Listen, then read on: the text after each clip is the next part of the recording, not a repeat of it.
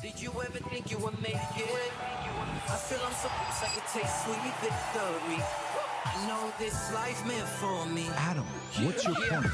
The future looks bright. My handshake is better than anything I ever signed. It's right here. You are a one-of-one? My son's right about I don't think I've ever said this before.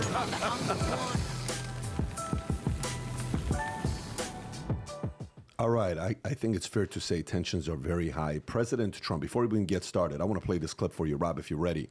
Here's what the president just said a few hours ago when being asked about ceasefire with Iran and Israel. Watch this here. Go for it, Rob.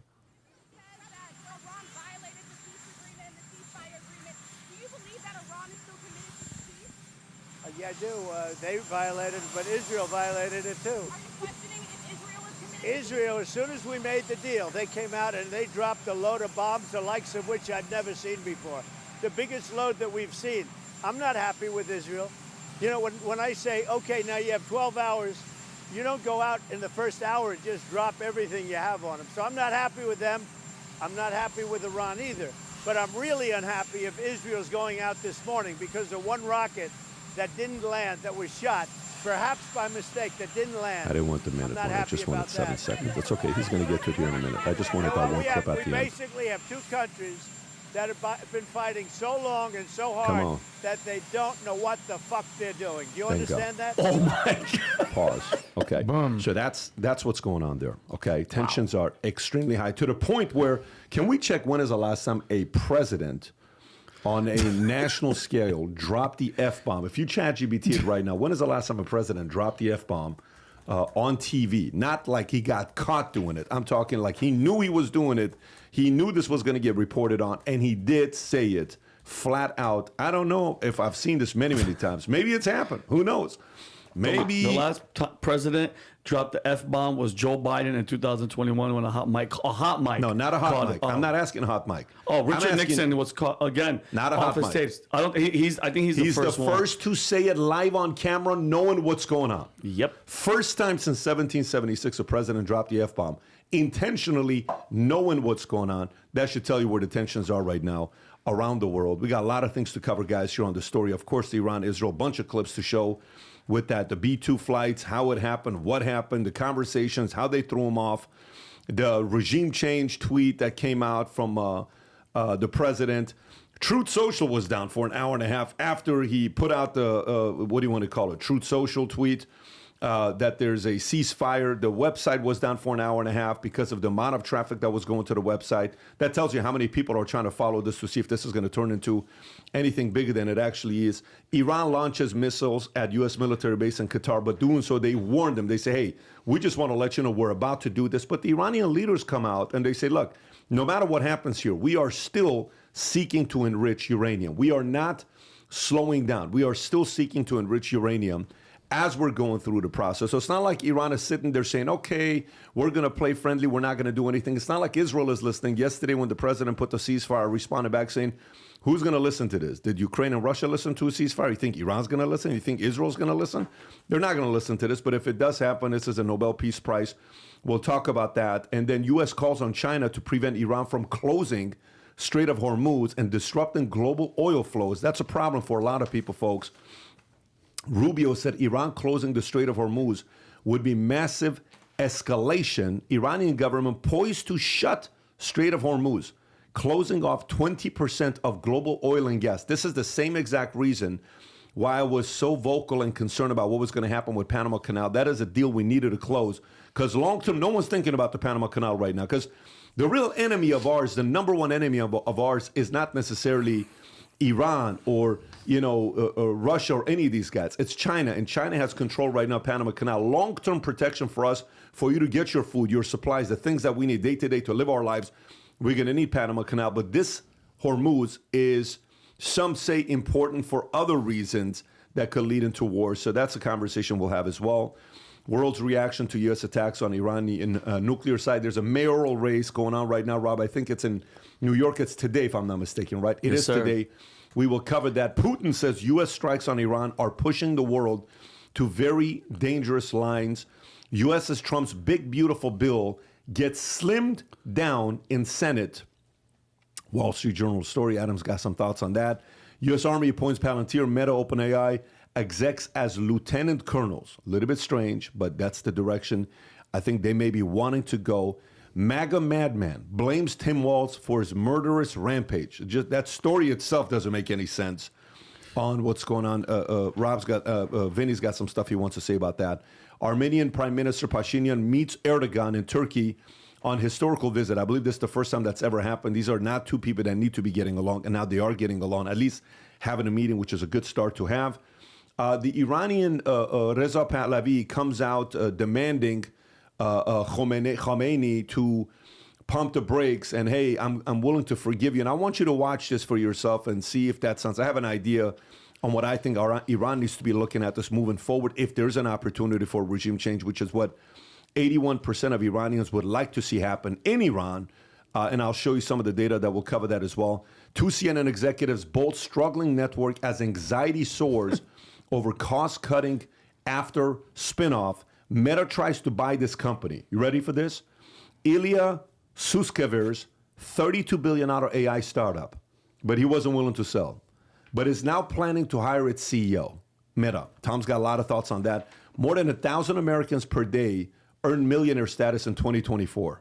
Federal Reserve starts to split on when to begin cutting U.S. interest rates. Wait till you hear what Tom just shared with us this morning in breakfast, that he thinks Scott Besson is suggesting. That is absolutely insane, and I freaking love the idea. You have to hear what Tom has to say about that. And then new real estate math, 500,000 more sellers than buyers, according to Wall Street Journal. We got a few other stories on the addendum that just happened last 24 hours. Trump says he expects Israel-Iran fire to last forever. The ceasefire, he believes it can last forever. Mamdani shoots up in the New York City poly market odds after surging ahead of Andrew Cuomo in poll. Supreme Court allows Trump to restart swift deportations of migrants away from their home. Trump slams Russia's Medvedev for claiming countries will give Iran Ukrainian warheads. And there's a few other things that we'll cover. 145 people were pricked with syringes at France's music festival. What a weird situation there. Yep. 145. That's a Rolling Stones story that's coming out. So with all that said and done, there's a lot of things that we have to cover here today with you, but I got some good news I want to share with you guys for today when it comes down to merch, especially with all the timing that we have going on. Look, if you ever wonder why we don't do sponsorships, because our own companies are putting us in a position with the customers. I say this to you all the time. If you believe in a brand, go support it. If you love CNN, buy their stuff. If you love Fox, buy their stuff. If you love any other small media company, support them, because that's how they stay in business. So here's what ends up happening. You either take money from sponsorship, then your loyalty has to be to sponsors, or you take money from customers who are buying stuff from you. The loyalty then becomes to them to stay honest to them. That is what our goal is long term. Eventually, we will bring some partnerships in based on criteria that we're creating with them. But till then, we're loving what's happening right now with the podcast, the media company, everything that we're doing. So today, we have some limited merch that just came in today. And talk about the timing of it. We've been waiting for these for 4 months. We have these new USA flags that literally just came in. We have the black one that came in here, USA hat. On the back, it says Future Looks Bright. We have the other USA one with the stars that are on it with Future Looks Bright on the side, and on the back, it says Vitamin. This one is sick for 4th of July. This is the kind of hat you would want to sport on 4th of July. I like the black one, and I like this one here. This one's not going to last a long time. This is black and gold. USA is gold right here. Limited? Look at this. USA is gold right there, and snap. it's numbered. Oh, it's a good This hat. is limited edition out of 250 with the American flag on the side, Vitamin logo on the side, and on the back it says Future Looks Bright. It's out of 250. You know what happens with these numbered ones? They don't last a long time. I think the last one lasted 2 hours and 45 minutes. They go in no time. If you like the limited supply stuff that we have, some people buy them and put it on eBay and they flip them. We can't stop them from doing that. So if you don't buy it, you can only get these on eBay. But those of you that love our limited supply material that we have, go buy this. They have a shirt that goes with it as well, Rob. If you can go on the shirt one that we have right there, the gold shirt. Can you click on it real quick so we can zoom in? Look at that. USA Golden. And on the back, it says Future Looks Bright. And then go to the hat as well so we can see some of the pictures of the hat, Rob. Do we have a video on this or no? I don't think we have a video on it. Maybe we do, maybe we don't. Look at this. These are all numbered. Keep going, keep going, keep going. And Rob, Yeah, look at that stitching, it glitter and everything. oh, This thing is sick. awesome. Anyways, go to vtmerch.com to place your order. Is that a new shirt as well for 4th of July? This is a new shirt that's going I to be don't know coming if we out. have that on the website or not, but I'm sure when we do, we'll market that as well. All right, go to vtmerch.com, place your order. Let's get right into it. Okay, so a few things here. Last time we did podcast was what? Saturday, we did podcast, emergency podcast. And you have Sunday, Monday, Tuesday. So right afterwards, the president comes out and says that a discussion about regime change. I don't know if you saw this, Rob, if you have the clip. He starts talking about regime change. There's nothing wrong with regime change.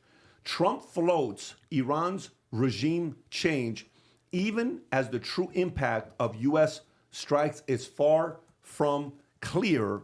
Here's what he says. Let me read this to you. And then, Rob, if you can pull up the clip from Reza Pahlavi when he comes out and posts a video about what he wants to be doing. This is it.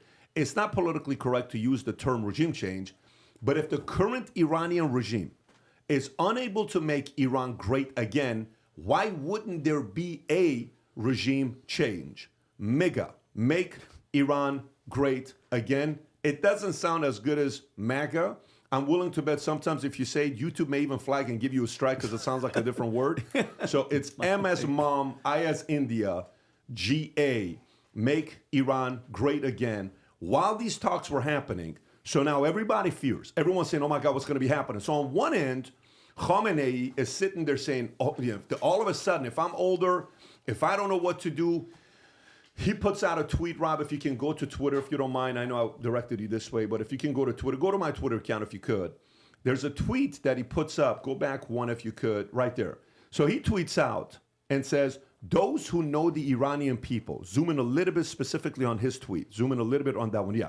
Those who know the Iranian people and their history know that the Iranian nation isn't a nation that surrenders. Okay? So he's trying to inspire 17.2 million views, exciting stuff. Oh my God, we're not going to back down from nobody. And then if you go back one, then, no, go, there you go. And then I repeat his tweet and I say, those who know the Iranian people and their history know that you robbed 95 billion from the people, their net worth, family net worth. If you can go validate this in a minute, we will. Mass executed 5,000 political prisoners in 1988, tortured whistleblowers. Therefore, over 81% of Iranians reject your regime. Now, a lot of people on the bottom put grok and say, is this true? So, Rob, if you can go down on the bottom on the comment section, just click on the tweet and go in the comment section. Somebody that says, grok, is this true or not? Go on the first one, okay? Go on the first one. Grok will respond. Can you provide comment? No, go above. Can you provide so this is not a guy that's supportive of what I'm doing, right? He doesn't like the fact that I'm in business.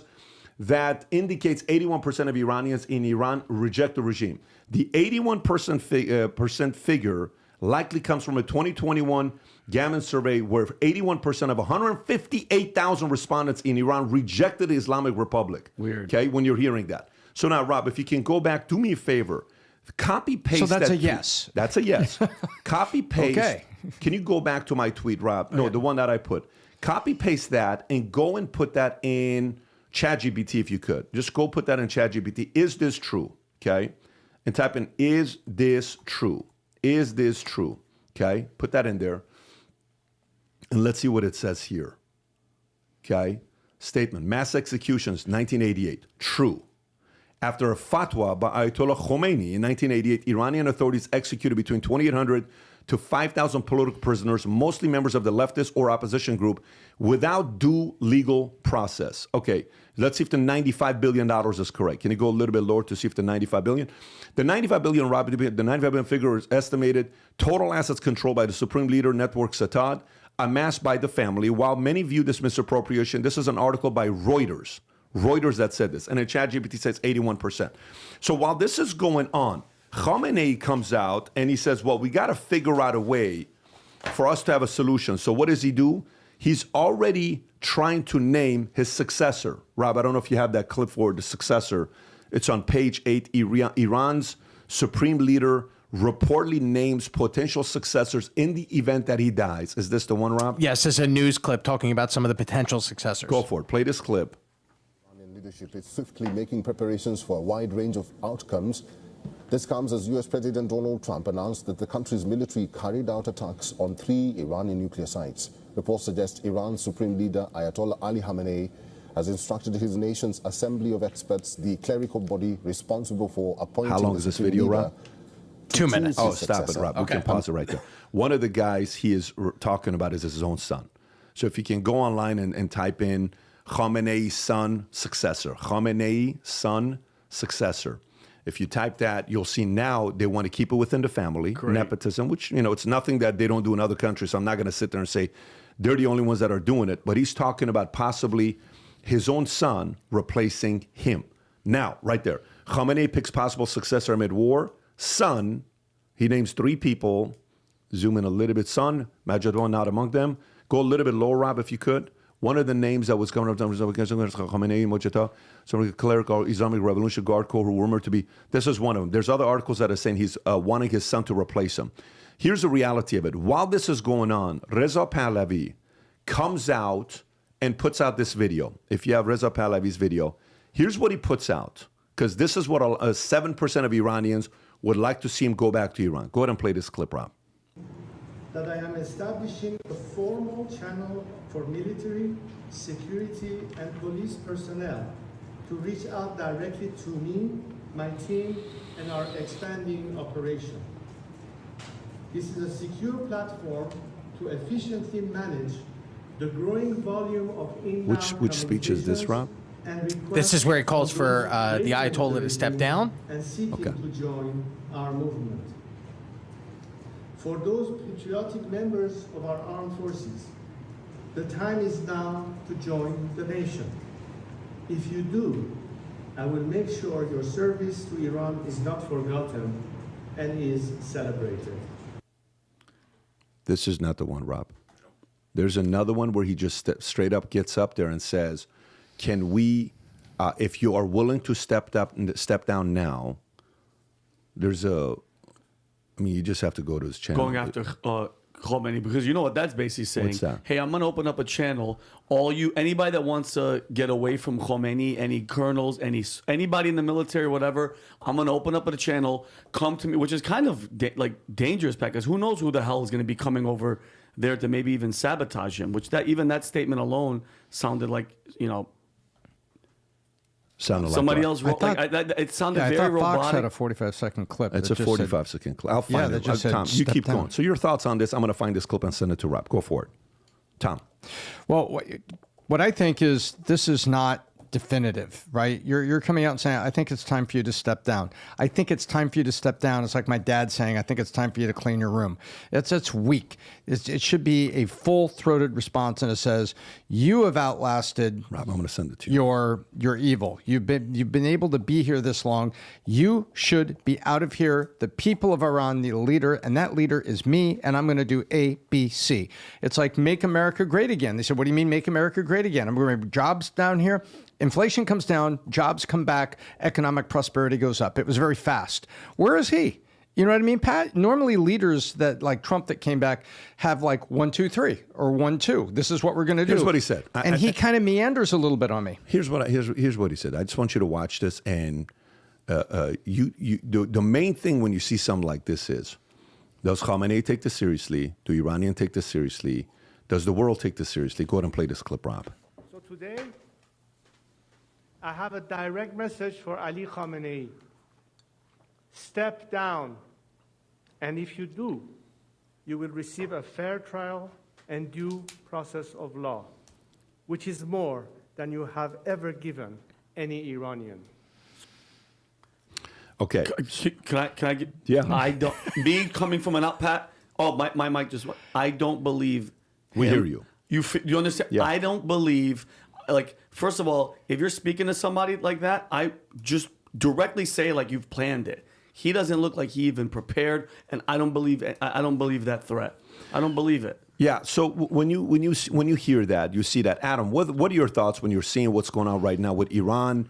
You know, regime change. The president said there's a possibility of regime change. A lot of people are saying, well, this was all planned. They knew this was going to happen. This is exactly what they wanted to do. It's not like it's the perfect playbook. First you do this, then you do that, then you deflect, then it's regime change. Then you place someone there who is your candidate to place in Iran, to bring back, et cetera, and you make the second calling of the puppet and all this other stuff. So, Rob, if you can, I'm going to send you a clip of what Rudy Giuliani said about Reza Pahlavi that I want to respond to that as well. But Adam, your thoughts on this before I share some of my thoughts. So everyone's on the internet talking, everyone's talking about what's going on. Let's start with first principles. What is the most logical explanation of what is happening? First and foremost, I would argue that more than anything, the Iranian people want to be free. So you just gave a stat that 81% of people want to do away with the Ayatollah? That might be incredibly low. How many protesters do you see around the world calling for the death of the Iranian regime? Everyone says online, this war is not against the people of Iran, it's against the IRGC. How many times have you heard those acronyms? In my opinion, this is going to be the second and the final Ayatollah to run Iran. This gentleman is 86 years old, 86 years young. He's almost as old as Tom, whose birthday it is. Joking, Tom. But I don't know how much longer he's going to be with us. There's no indication that if and when a new supreme leader is called to the catapult, that the Iranian people will accept it. In my opinion, this is the last and final Ayatollah to run Iran. Yeah, very interesting to say something like that. Here's what Rudy Giuliani said. Rudy Giuliani yesterday comes out and says the following. Now, here's the thing. If you think about it, when is the last time you heard us even say anything about Giuliani? It's been very quiet. It's not been something that we've talked about. It's not been something that, he's not been on the radar for too long. Rob, if you're on his ex, is this the one? Okay, perfect. Reza Pahlavi is the son of the Shah, who was a brutal, hated dictator. He offers nothing but a return to his father's corrupt dictatorship. For decades, the Savak, his father's secret police persecuted, tortured, and murdered Iranians. Rob, can you go on his ex, please? Exactly what he's saying there, because I want to see the commentary of what people are saying under Rudy Giuliani's. Here's the reality of it.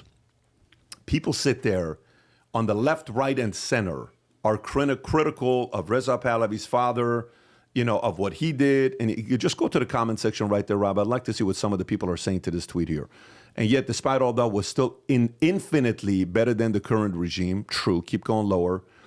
I don't know if this will become kind of, but I've never heard him disavow Savak, which makes me suspicious. Why would we even be commenting on this? The Iranian people should pick who is best to lead them, and hopefully they make the right choice. Interesting take, but then who? When the regime falls, it is best replaced with a preferable leader instead of doing a government project like this in Iraq. He was not hated. Please just stop. You go down the comment section, a lot of people don't agree with them. The father, King Reza Pahlavi, changed the entire thing in Iran. It was a complete different situation what he did in Iran. Having said that, this is the one thing I want everybody to be thinking about. If we are talking about a regime change in Iran, let's just say you do want to have a regime change in Iran. What would work? What would be the right way to go about this?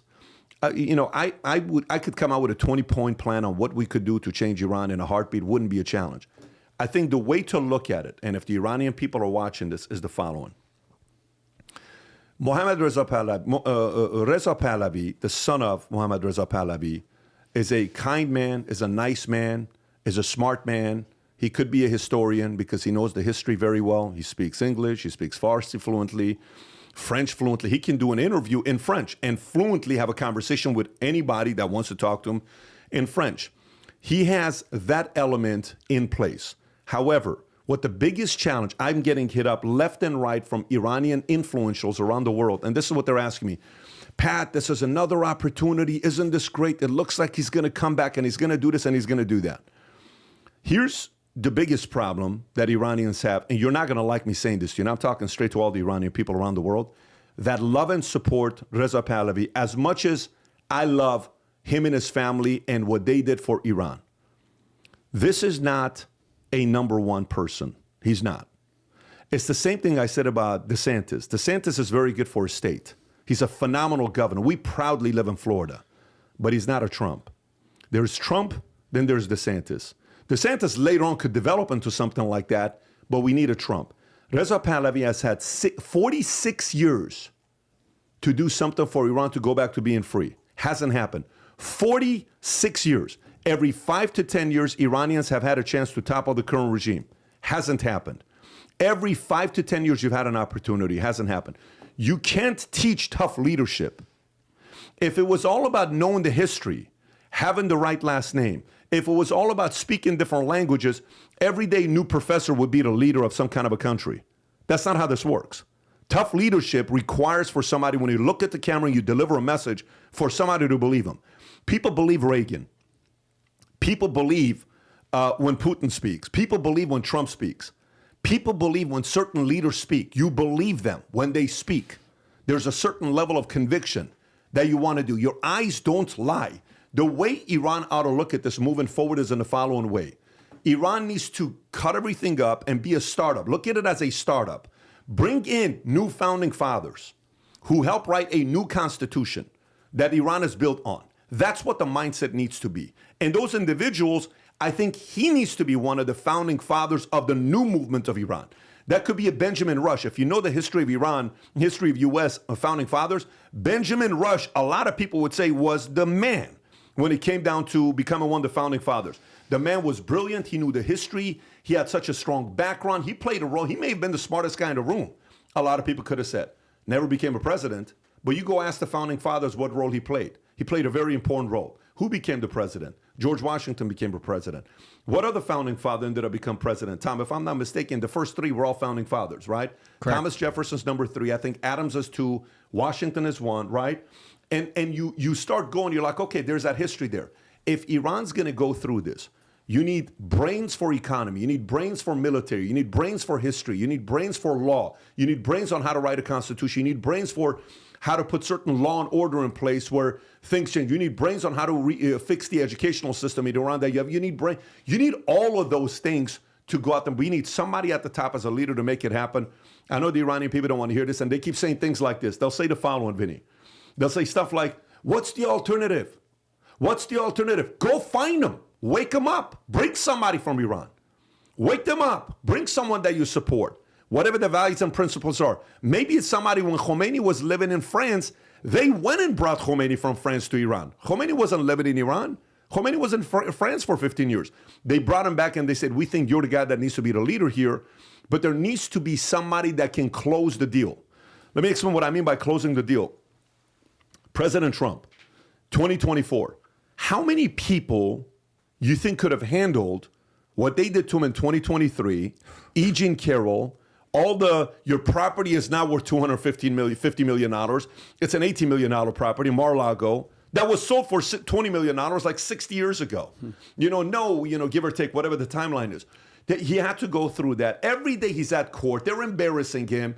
Letitia James, the other lady that, when they asked the question, did you have sexual affairs with this woman? And what does he say? Let me think about it. No. Do you remember that? Yeah. Every day they're trying to mock him.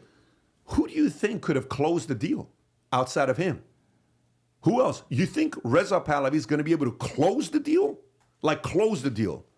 Sweet man, smart man, needs to be part of the transition, need to be one of the founding fathers if Iran does go through the next thing.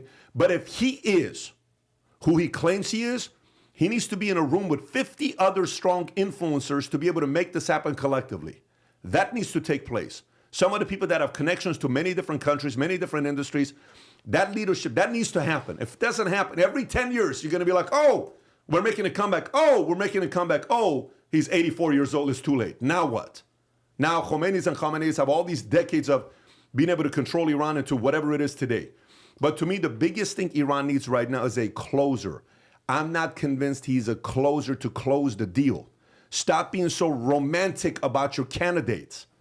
There's these fantasies people have with their candidates. Oh my God, it's going to be so great. RFK, romanticized because we're going to have another John F. Kennedy. No, but he played a very important role with his job that he has under Trump right now. So I think there's a very important role he plays. I'm not convinced he's the guy that's going to be closing the deal. So for all the Iranian people that are hoping for regime change, hey, you don't have a lot of time. The window's going to close like this. When do you think there's going to be another opportunity like this? I am 46 years old.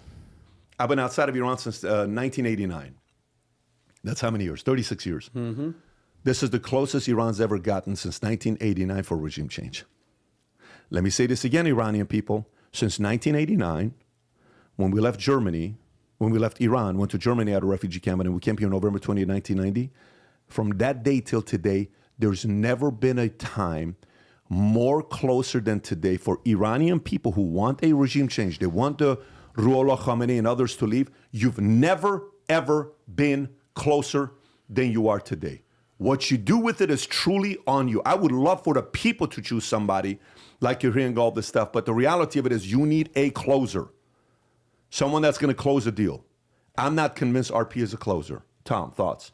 I think you're exactly right. I mean, in the United States, we romanticize this. There were people, you know, I used to go to RNC meetings and go, you know, check in on things and then talk to people that had influence. But I always used to just select individual leaders that I was going to support and look at it from that way. And everybody was talking themselves into believing Jeb Bush is a guy. Here we are, another Jeb Bush. Oh, look, he's got diversity in his family. Look at his wife. Look at everything like this. And it was like, wait a minute, this guy's uninspiring, number one. And number two, what's his plan? What does he passionately want to do? There was nothing there. But man, the Republican Party, this would be a layup. We'll have all the support of everybody else. $140 million they won. $140 million. That's how many people got into the room together and had, you know, brown water and talked themselves into believing that Jeb was their guy. This happens all the time in government where the successor is not the guy.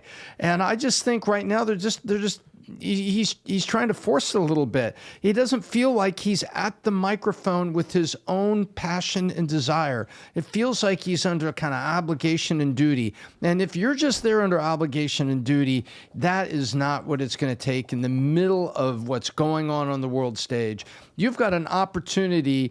You know, they used to criticize the United States for a thing that they said, oh, you're just out there nation building, but it's really the CIA, the United Fruit Company, terrassing around Central America, overthrowing, you know, perfectly legitimate democratic governments.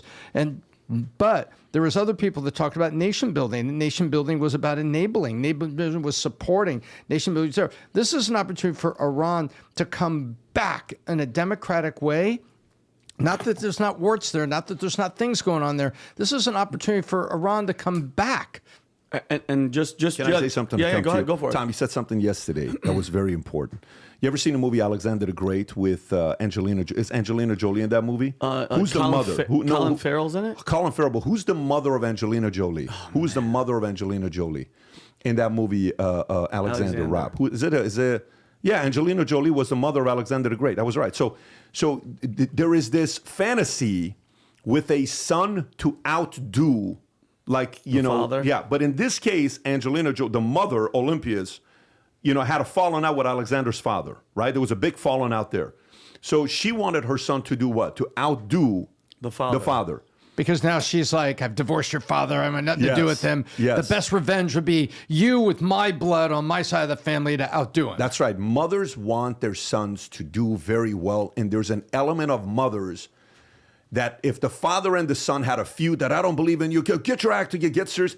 Mothers want the son to prove a point to the father that the son was better. Not in a bad way. It's in a very natural, loving way, right? But sometimes the son privately is like, Mom, don't give me that pressure. I don't want this job. Who are the only two athletes you said in baseball that did better than their fathers? Oh, that loved the game and set world-breaking statistics? Ken Griffey Jr. and Barry Bonds. You know what both of them had in common? Love of the game. They love the game. I don't know if there's a love of the game here. Go ahead, Vinny. And like I'm not that versed on all this, but I mean, we've met the guy, we've hung out with the guy.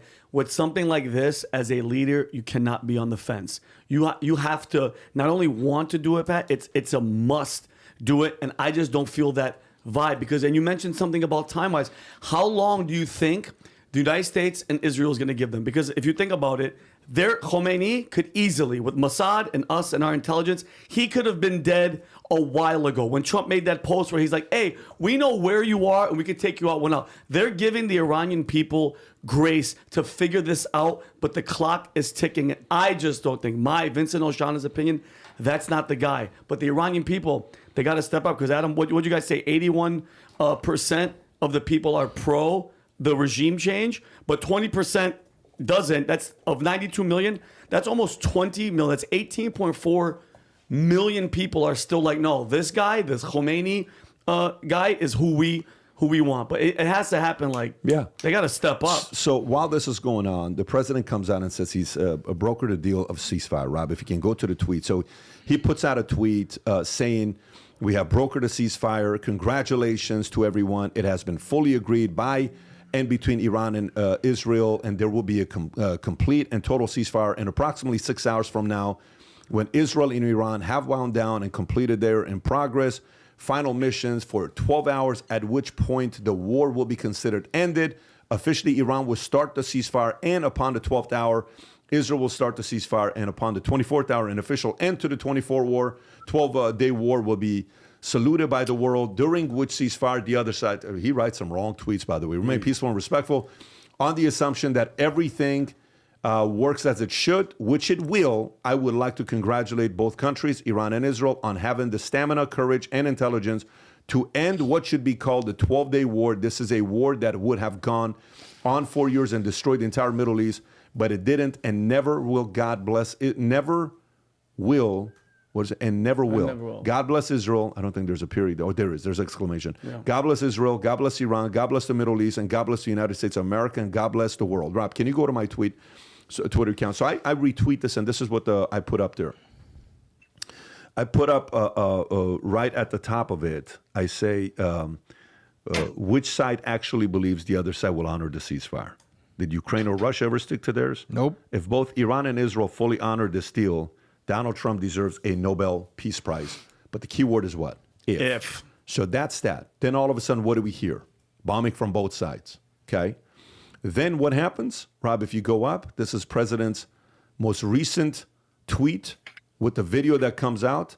Just go to the short. This is a conversation that's being had about neither side keeping the commitment that President Trump, for the first time in the history of America, a president intentionally, while on live TV, not it was caught, not a hot mic, drops an F-bomb.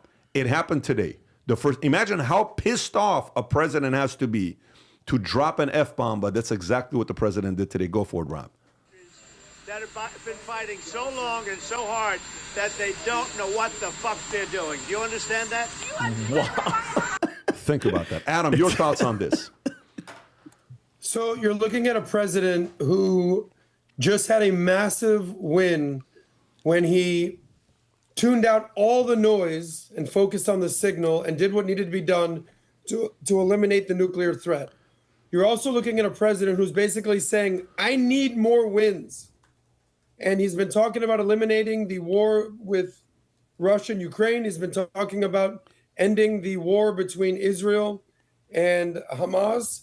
And now he has this amazing opportunity to end this war in 12 days. Perfect marketing, the 12-day war between Israel and Iran. And there's only one little thing that got into the in between him and this war ending. And that's these two sides necessarily don't want to end this war. So when he's talking about ending this war, he's talking about America's involvement in this war. In his tweet, it was very interesting. He said, I brokered a deal between Israel and Iran. Does anybody out there believe that Iran wants to stop globalizing the Intifada? At the same time, does anybody believe that Bibi Netanyahu, at this point, when Iran is on the brink of disaster, at the brink of falling apart, wants to take his foot off their throat? I don't even know what the terms of this peace agreement were, but if I'm a betting man, I don't think this holds. Major respect to Trump for eliminating the nuclear sites.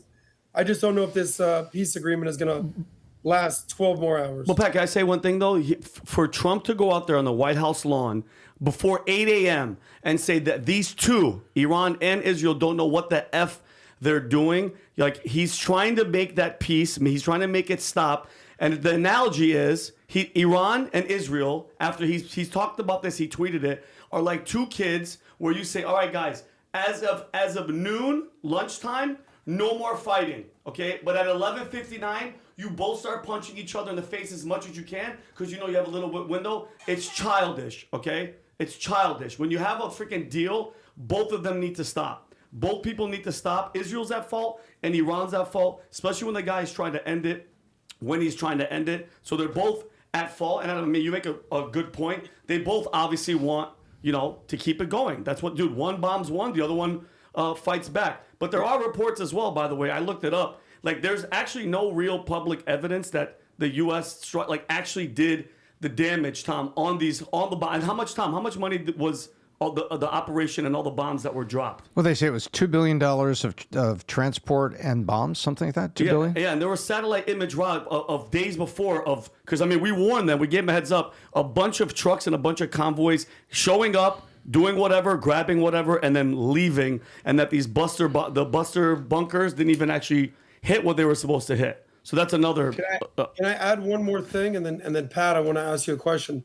You can tell a lot about a regime or leadership, not by the way they treat other countries, but by the way that they treat their own people and the approval ratings within their own country. Every country has war with another country. Russia and Ukraine, Pakistan, India, China, Japan. Every country is going to have enemies. Every country is going to have war. But how do you treat your own people?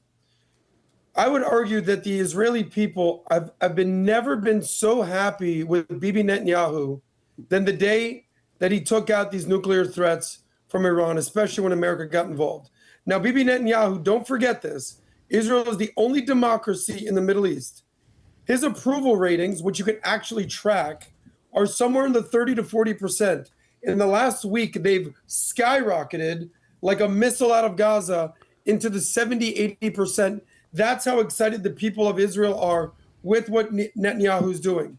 At the same time, we just talked about on the low end, the people of Iran view the Ayatollah with 80% dislike and disdain. So if there's anybody in Israel advocating to step on Iran's throat, it's the people of Israel. At the same time, it's the people of Iran also cheering on Bibi Netanyahu, also cheering on the IDF to bring down the IRGC. There's a big difference between how the people domestically view their leaders, and it ain't close. Yeah, and by the way, while you're saying there's a number comes out, story comes out yesterday about Tel Aviv shares hit record highs after U.S. strikes Iran nuclear sites. If you go look at the stock market in Israel, it's on fire on what it's doing. There's also stories about, Adam, what you just said right there about Iranians on the streets with American flags. Rob, I don't know if you have this video or not. There's video of Iranian protesters waving down with the USA flags on streets of Tehran as president joins in. Do you have that clip, Rob? Yes. It's on page 7. There's a clip about this. Let me read the story while Rob pulls us up. There you go. Iranians waving American flags with slogans that have taken to the streets. Okay, so there's multiple of them that you can find. So a lot of Iranians that want this thing to be taking place, the regime change to be taking place. But I'll say this to you, Adam, on this whole ceasefire between the two. In this case, Iran and Israel, who is more to blame for not following the ceasefire? If you ask me, my opinion, it's Israel. Why? We're not doing a favor for Iran. You came asking President is in a tough situation. He knows the political party that got him elected. There's an element of it that you can call a woke right and all this stuff, that a lot of these folks now are in the same room agreeing with Ilhan Omar. They're not in the same room agreeing with people that, what was that, Rob? Okay, no, you can pause it. You can pause it. There's these people that are agreeing with those folks, but they're kind of like, how did I end up in a room like this where I'm agreeing with these people? I would have never agreed with these types of people, right?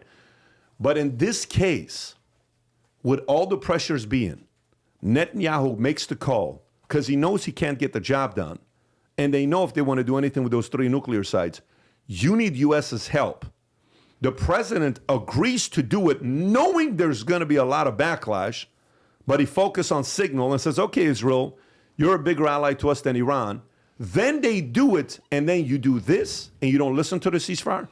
I mean, I don't blame him for losing his shit and, straight up calling them out on what they're doing. I think there's even another clip here.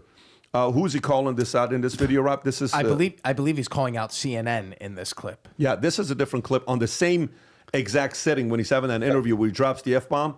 This is him talking to CNN. Go for it. That place is demolished. The B-2 pilots did their job. They did it better than anybody could even imagine. They hit late in the evening. It was dark with no moon. and they hit that target with every one of those things, and that place is gone.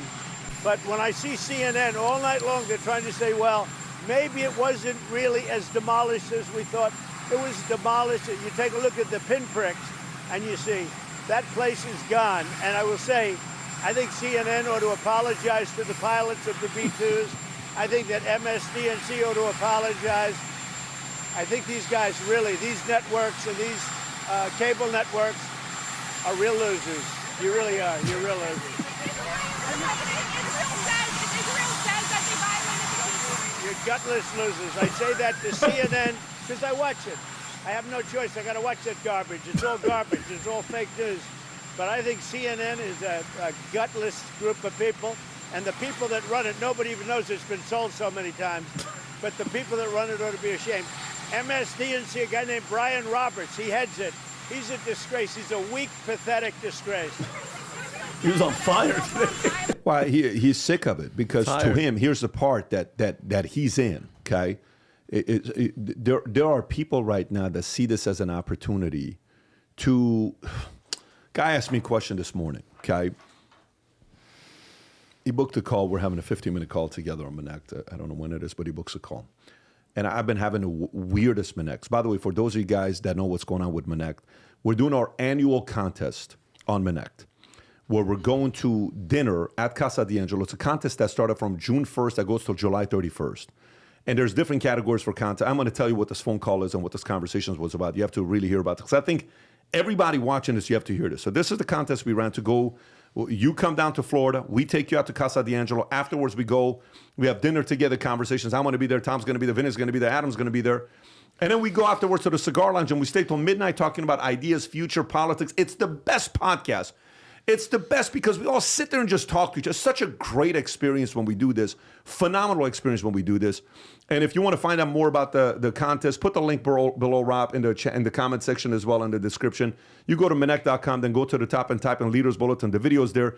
Criteria is, can we see where people are at for the competition, where their rankings are by categories? Tommy Robinson. Wow, Tommy Robinson is number one at 300. He's completed 123 Manects. Holy moly. Dean Mason, good for Dean Mason. Konstantin Korbov, third place. So if the contest ended today, it would be those three names that would be coming down to have dinner and go to the cigar lounge.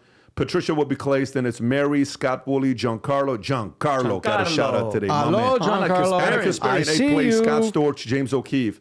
And then if you go to middleweight, let's see where middleweight's at. John Mason's at the top. Then there's Larry Broughton, DJ Shipley. DJ Shipley, wow, holy shit. DJ Shipley, Navy SEAL Team 10. James Murphy, former F-15 pilot. Then you got a few other names there. Amy, Brad Lee's on that list. Terrence Howard's on that list. Go to the heavyweight one. Let's see where heavyweight's at. Sapala's at the top. Then it's Daniel, Cap, Michael Mara, a few other names. Let's see the super heavyweight. Look at the super heavyweight. Vinny is about to break a record. 362 completed Manects. Timothy Ryan, Lindy Lee. I wouldn't even make the contest if it ended today. Holy shit. I would be outside knocking on the door saying, Vinny, let me in. But we'll show up and buy dinner. Then it's myself, Tom, Adam, other people that are on that category. And if you go to users, Rob, can you go to users? Because users get to compete as well on where they're at.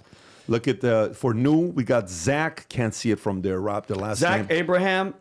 Zach Zerluk. Kerluk, Abraham Peretta, Tariq Chadid, Andy Hillo, and then go to heavyweights to see where the heavyweights are. Existing, it's Dorothea took over. Wow, there's my Zeus. girl. Oh wow, Dorothea Timothy Zeus. Ryan, Constantine, Eric Branch. Anyways, those of you guys that are not experts, if you're an expert, compete. We're gonna have a good time. If you're not an expert, for every 10 Manects, you ask someone. You ask the question. We will do a raffle and we'll pick up 1 or 2 names to come join us as well. But you can go to the contest to visit it. And by the way, here's something I wanted to put for you guys today. It's Tom's birthday today. So if you kind of love Tom, it was birthday yesterday. If you kind of love Tom Ellsworth, send him a birthday wish right there on a Manect. We love you, Tom. Wish him a happy birthday. And Vinny is on track for breaking his record. Send him a Manect. And Adam is looking forward to a lot of love from folks from the Islamic community, Muslim community. If you guys want to befriend him, send him some messages there as well. But this is where I was going. Guy asked me a question. I love you guys. Yeah. And by the way, when he says that, he sincerely says that. He's not joking with you guys. He actually gets along with everybody. When you're out there with Adam doesn't have a hard time getting along with people. But here's what I wanted to tell you. The question becomes on Manect. Taylor DeGrand asked me a question. Who do you listen to? Who do you believe? Where do you go to? Who's right? Who's wrong? What is the real way of who to listen to in a market like this, Vinny? Think about that. Great question. Adam, who do you listen to? Tom, who does the average person listen to? And for me, it really put me in a position to want to answer the question. This is where I go to, okay? I put all the names across the board because this is how I led when we were building an insurance company. Everybody would call me and bitch about somebody. Do you know what he just did? Do you know what she just did? Do you know what they did? And it's going, okay, great. Then when there would be a crisis in the company, people would come to my office and they would say, do you know what this person said? Do you know what that person said? Do you know this, there's a crisis, there's a problem, there's this, there's that. For me, it was very simple. It came down to the following. I watched you on your bias. I put everybody on screen. That person's bias is this because I had a falling out with that company. That person's bias is this because I got a bad business deal. That person's bias is this. That guy's from Iran. That person's bias, he's from Israel. He's Jewish. That person's bias is this. So I put the biases there. And that person's America first. That person's America only. I put all the biases there. Then I don't try to change your bias. I understand your bias. Why would I try to change your bias? You've lived your life. Who the hell am I to try to, like, when you see people on Twitter, you're wrong. Yeah, people have a bias. Everybody. Trump has a bias. Trump is biased. Netanyahu is biased. Khomeini is biased. Everyone is biased. Hello. We all are, including you. You think you walk on water. Some of the people that, they look at what's the second thing I look at?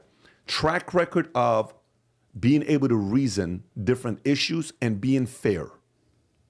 So I look at your bias, set it aside. I don't try to change it. Track record of being able to reason, second, to see who I'm listening to. 3, do you have a track record of being fair? 4, how often have you been right? That's the process I go through. So today, when you watch the president, imagine how much shit he's hearing, and he still says, nope, we're attacking. Nope, this is what we're doing. Nope, that's what I'm going to be doing. Nope, and quite frankly, I don't give a shit if you agree or disagree and you threaten to leave the party and tell everybody to impeach and all. I don't care. This is what I'm doing. Fortunately and unfortunately, I'll give you both sides. Most people don't have a backbone like that. Most people will break. Trust me. Most people would break under similar circumstances. This man didn't. He led. And he's going around pushing his agenda that he had in place of America first. And if you have a problem with that, totally get it. You have biases, though. For me, when people say, why is Patrick so much against Armenia? Do you know it's not from a war from 1941 to 1977? I'm talking, really? Let me tell you, a guy asked me a question, a Muslim guy asked me a question on Manect. Okay, Rob, I'm going to text this to you. And folks, do me a favor and please go copy-paste this and ask this on Grok, ask this on... what do you call it? What's the other one? Ask this on Grok. Ask this on ChatGPT. Ask this on every single platform you can to verify it. Rob, I just texted it to you. Got it. Put it up there. And do me a favor, put it in chat. Don't even put it in chat. Actually, you can put it in chat. I want everybody to go copy paste this and go to ChatGPT and Grok and read it for yourself. We're living in Iran. Iran is doing its thing. You can be a Christian, Muslim, Shia, whatever you want to be.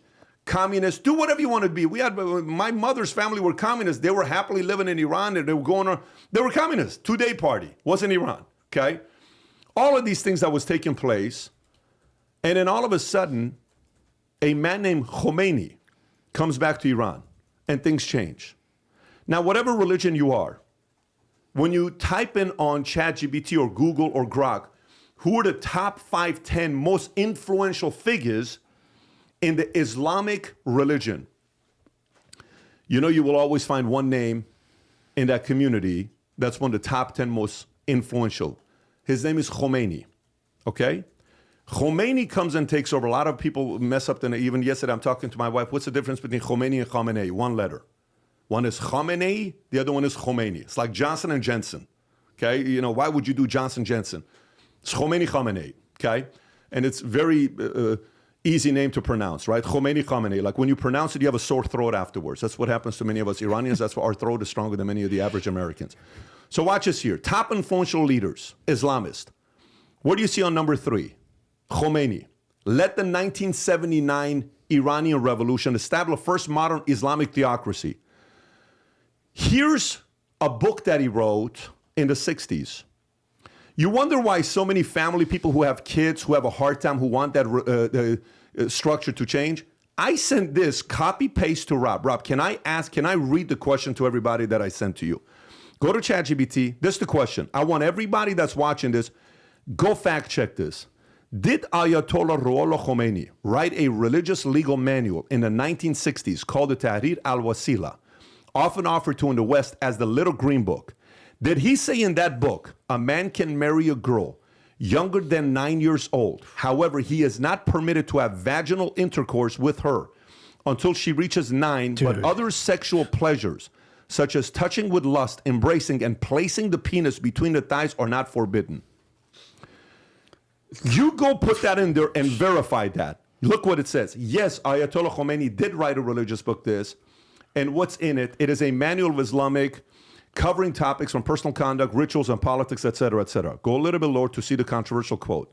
The quote, that's widely cited passage from the book, generally translated, a man can marry a girl younger than 9 years old, however, is not to have vaginal intercourse with her until she reaches age 9, but other sexual pleasures such as touching with lust, embracing. This passage does appear in the book. Go a little bit lower, Rob. It does appear in the book. Now, you can go back, go check it, read all of it. Please bring the camera back to me.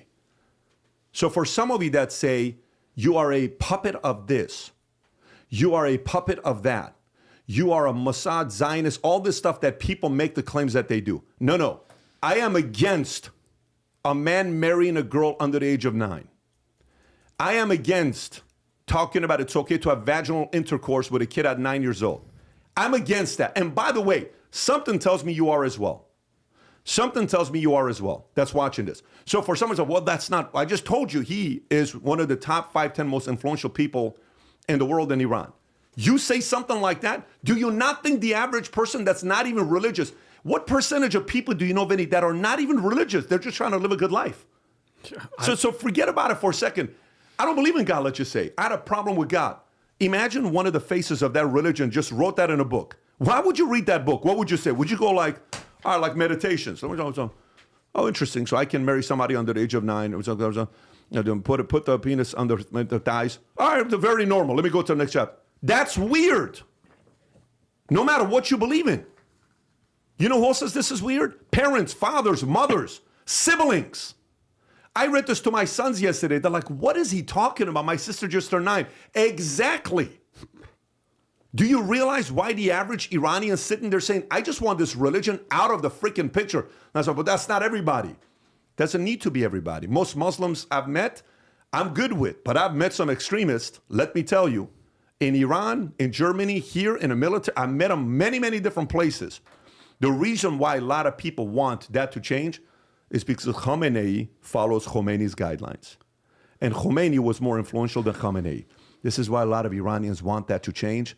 And a lot of people around the world who are having these people. Right now, there's a story that came out that there's 1,500 to 2,000 Iranians that came to U.S. illegally. Did you guys see this? Did you see this report, Rob? Tom, did you see this story? There's about 1,500 to 2,000 Iranians that may have crossed the border illegally that made it out here. Guess what? A lot of people are worried. I'll find this link and send it over to you. A lot of people are worried about what's going on. That's just not the way the average person wants to live their lives. Vinny, your thoughts? Can I say one thing? Yeah, though, please. and I mean, that's you know what the saddest thing is, Tom? That's not shocking. Because where do you think Khomeini got that from? That type of attitude and that type of mentality is their prophet Muhammad. Okay, let's just call it for what it is. He got married to Aisha, okay, when she was 6, and then they consummated the marriage, which it became physical at 9. This isn't like he came out of it from nowhere. You should see the freaking arguments and I'm talking about back and forths for days about people going, yeah, but this was the time. And I go, listen to me. There's a difference between my God, my Jesus Christ, and your God. Never, I don't care what time it is. I don't give a damn what period of time. Doing something with a 6 or a 9-year-old, you're going to convince me, Vincent Oshana, that it is right. There's no time frame. There's no, well, everybody was doing it. It's a bullshit argument, okay? And that's just one side of it, okay? And then there's the extremists. We're killing innocent people for your God means you're going to go somewhere with 72 virgins and that's your price for your reward for martyrdom. No. It's a shitty argument. By the way, I criticize the other side. And Adam, everybody knows this. I could criticize Israel. I could criticize the leadership. But that type of doctrine, that child, and everybody knows this, Pat. Remember we talk about the sword that I'll die on. You know where I'm at, especially with this. I don't give a shit if it's here. I don't give a shit if it's there. It's wrong. And you cannot convince me that that's good. I don't care what time. And that's the attitude of the leader of this country. That's how he thinks. Period. I don't agree with it at all. Yeah. So obviously this is a very, Adam, you look like you want to say something. Yeah. Well, I think, ironically, it's going to be the one Jewish guy that kind of gives a little sense of nuance here, because as much as I agree with what you're saying, I think we just need to understand there's a big difference between being a Muslim and being an Islamist. Just like there's a big difference between being a Persian and being a Iranian IRGC advocate, or being a Christian and a televangelist, or being Jewish and a Zionist. But what you're saying makes a lot of sense, and it makes me wonder, what are the Gays of Gaza movement? What are these progressive jihadists? Have they heard any of this? Because if they've heard this, that means they're willfully and vocally advocating for everything you just read. So we talk about the gays and the grooming. I always will come back to this whole Gays for Gaza, progressive jihadist, inconvenient marriage makes no sense to me. But now it makes a little bit more sense, especially if you're able to groom kids based on a doctrine. Very weird, and not everybody signs up for this, so be careful what you're purchasing. That's my only thoughts. Yeah, and by the way, what you just said, a lot of people said that was the time. That was 600 I don't years, give whatever a the time. shit. What Khomeini wrote was only 60 years ago. 60. Yeah. 60 years ago. Yeah. You're not talking about 400 years ago. Yeah. That's 1960s. He's not 70s. changing at all. No. This is not a new thing. So, and it's not like it ended when he wrote the book. They're still living this. Yeah. So let's go to the next one here. This has to do with business, and Tom, I'm coming to you with this one here. U.S. calls on China to prevent Iran from closing Strait of Hormuz and disrupting global oil flows. Now, Iran government poised to shut it down, closing off 20% of global oil and gas. And this is what Rubio had to say about this. Go for it, Rob. No way we were leaving that for future generations. Secretary, final question here. Do you expect Iran to move to close the Strait of Hormuz to try to disrupt oil transportation across the world? Well, I encourage the Chinese government in Beijing to call them about that, because they heavily depend on the Straits of Hormuz for their oil. If they do that, it'll be another terrible mistake. It's economic suicide for them if they do it. And we retain options to deal with that. But other countries should be looking at that as well. It would hurt other countries' economies a lot worse than ours. It would be, I think, a massive escalation that would merit a response, not just by us, but from others. So, look, they're going to say what they need to say. You know, these are the things that need to happen for their own internal politics and so forth. But in the end, we're going to judge them by the actions that they take moving forward. We had 3 objectives. We struck those 3 objectives with decisive force. And that was the point of this mission. And that's what we achieved. What happens next will depend on what they do. They want to negotiate. We're ready to negotiate. They want to get cute and do things that are dangerous. We have responses available that are devastating. Secretary, was China complicit? We know that jets flew into Iran. We don't know what were on those jets. No, we don't have any evidence that the Chinese were involved in it. Tom, thoughts on this? So as well, Iran's largest trading partner is China on an import-export basis. They go back and forth, and China has been trying to develop this relationship because China's got a lot of people and a lot of land, but not a lot of energy resources, and they need energy partners, which is why they turned to the north, to Russian for natural gas, and this is why they were with Iran trying to build this, and they have a very intricate economic relationship. And Rubio very astutely says, hey, it's not like we're calling China, hey, buddy, you're a big country in the world too. Could you call Iran and just let them know? No, it's like, hey, China, you need their energy. You need stuff like this. When they close that port, The first country that gets impacted outside of Iran themselves, who stops getting economic, stops getting money, stops part of their own economy, is you, dude. Yeah. So why don't you call them? And it says,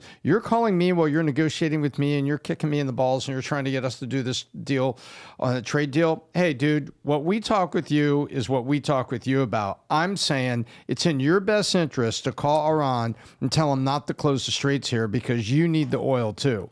And so Rubio's very astutely pointing out that, suddenly there's a question that has to be asked of China, which is, you know what? This hurts you. What are you going to do about it? Because this is a global problem. This is not a Middle East problem. So you know what this does, though, Tom? What do you have here, Rob, with J.D. Vance? This is also J.D. Vance speaking about the Strait of Hormuz closure and the effects. Go for it.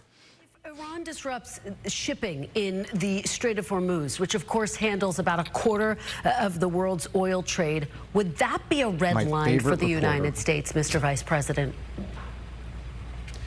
Well, Kristen, I think our biggest red line is the Iranian nuclear weapons program. That is really what the president has said we need to get rid of. But what about the Strait of Hormuz? Steps towards doing that last night. Well, I think that would be suicidal, Kristen, for the Iranians themselves. I mean, their entire economy runs through the Strait of Hormuz. If they want to destroy their own economy and cause disruptions in the world, I think that would be their decision. But why would they do that? I don't think it makes any sense. I don't think that it makes sense for them or for anybody else. What would make sense is for them to come to the negotiating table to actually give up their nuclear weapons program over the long term. And again, if they're willing to do that, they're going to find a willing partner in the United States of America. Yeah. So you know what this brings to a conversation of? Adam, were you going to say something about this? Yeah. When you talk about economic suicide doing this, does anybody believe Iran at all at this point? When Iran is lying, or when the Ayatollah is lying, or the IRG is lying, when their lips are moving. At what point are their words and their threats going to be taken seriously? Oh, tomorrow's the day. You wait and see. Everyone's going to get it. I swear, nothing comes from these people. All they do is talk. They can't even fight their own wars. Everything they do is a proxy. These people have been talking about death to America, death to Israel, death to the great Satan. They're crumbling. They have no credibility at this point. So now they're going to turn off their own economic lifeline to do what? It makes no sense to me. They're a backwards way of thinking, and none of their threats come to fruition. So, and you're also seeing China. Didn't China call Islam or Islam extremism a mental disorder? Correct me if I'm wrong. Did the CCP not say that? They shut down a bunch. They closed down a bunch of mosques too, didn't they, Adam? In China. Number two, you're starting to see Russia turn its back on Iran. One of the main stories in the Wall Street Journal is how Putin has now turned a cold shoulder onto Iran. Quote unquote, Russia is not as good of a friend or ally as it pretends to be with Iran. Putin often turns his back on his autocratic friends when they need him. So with friends like these, who needs enemies? I don't see anybody coming to Iran's defense, including Qatar, who's number 2 on the list of state-sponsored terrorism or terrorism advocacy.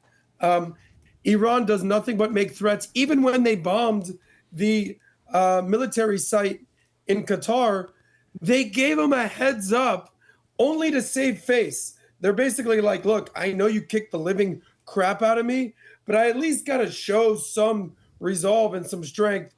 So move all your assets out of there, Qatar, while I bomb and give you a heads up while I'm doing it. Does anybody think the people that running the country of Iran have any credibility at this point? So my answer is no. Rob, can you ChatGPT this real quick, what Adam just said? Did China call Islam a mental disorder?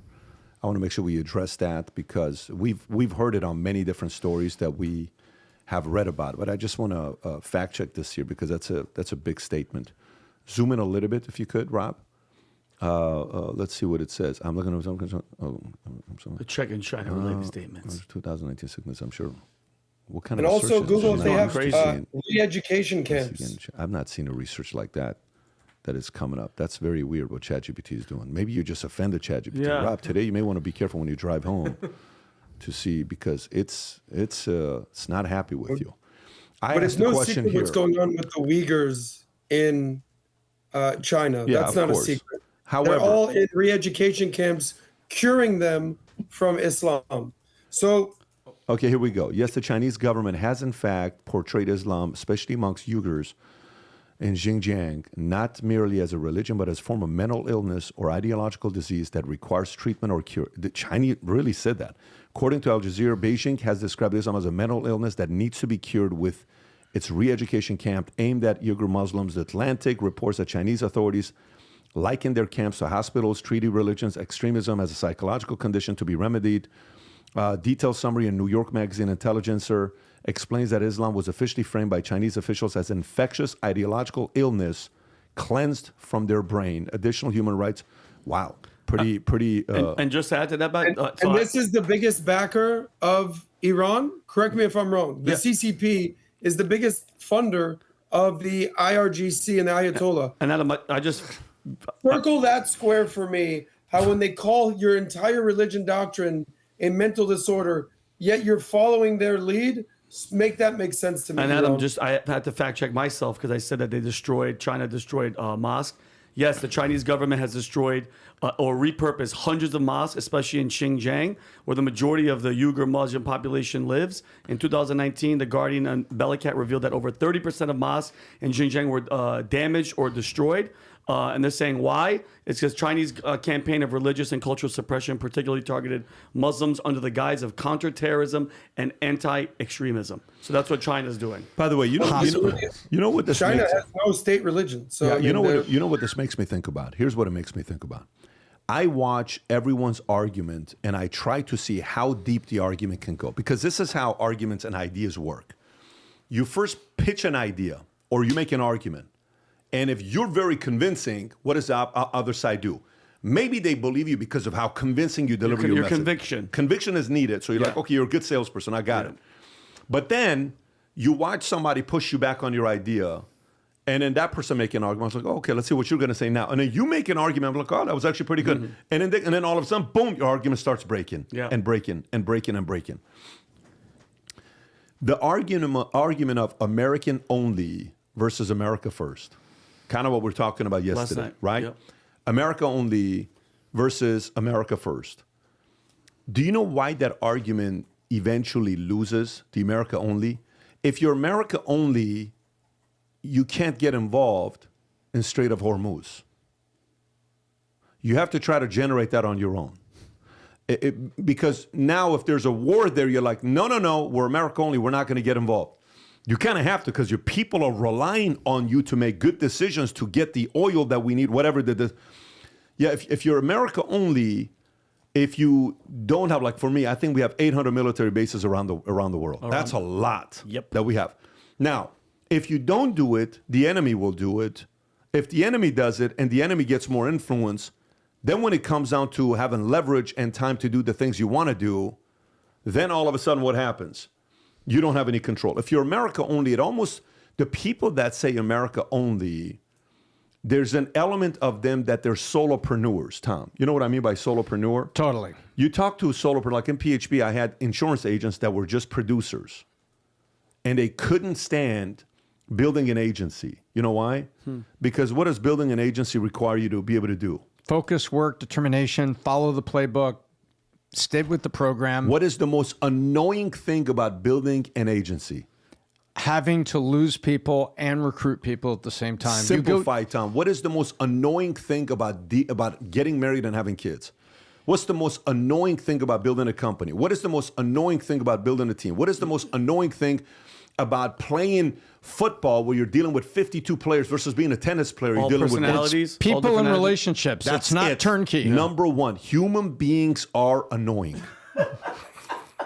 Rob. By the way, all of us are annoying to some. I guarantee you, I'm annoying to a lot of people. I guarantee you, Vinny, as funny as you are, I'm annoying as shit. I guarantee you're annoying. The only person on this set that is not annoying to anybody, it's Adam. Adam doesn't annoy anybody. He's the only guy.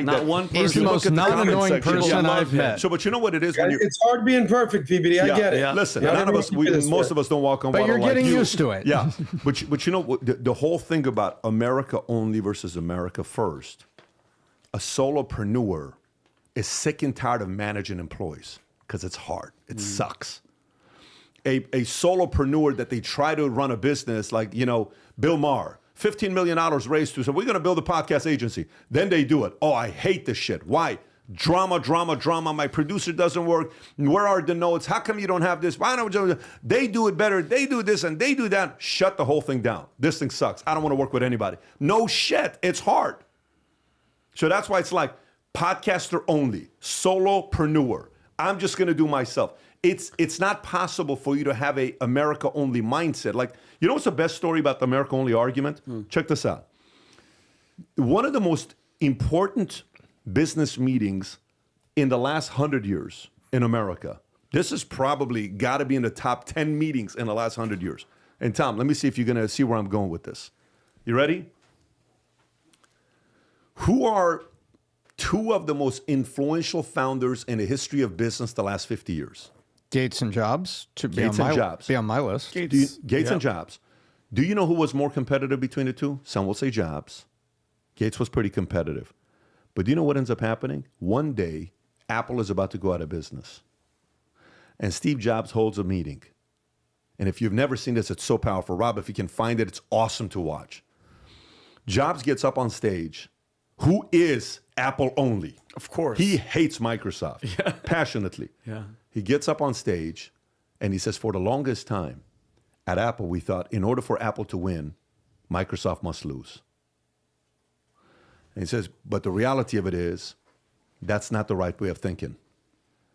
When Apple's about to go out of business, guess who gives Apple money? Microsoft. How much money do they give them? I think it's like $300 million, give or take. Real money. Real money. Microsoft gives Steve Jobs $300 million. Just to have a competitor? Apple is about to shut it down. They were going through a terrible season. The computers weren't selling. They're going through a very rough time. So, an Apple-only company, mindset, decides to team up with the enemy. Yeah. They raise the money. You know what Microsoft worth today? You know what Apple is worth today? I think both of them are worth. The biggest, though, right? I think both Apple and Microsoft are worth $3 trillion today. People that worked at Apple made millions of dollars. Some made billions of dollars. Tim Cook is officially a billionaire. A lot of people that worked at Microsoft, many made millions, many made billions. Ballmer now is as rich as what do you call it? Gates? Gates is. The mindset of America only is limited. It's just hard to do when your country is this big. It's very hard to do. Yeah, look at this market cap is which one, Rob? This is Microsoft. $3.63 trillion. And what was Apple? Damn.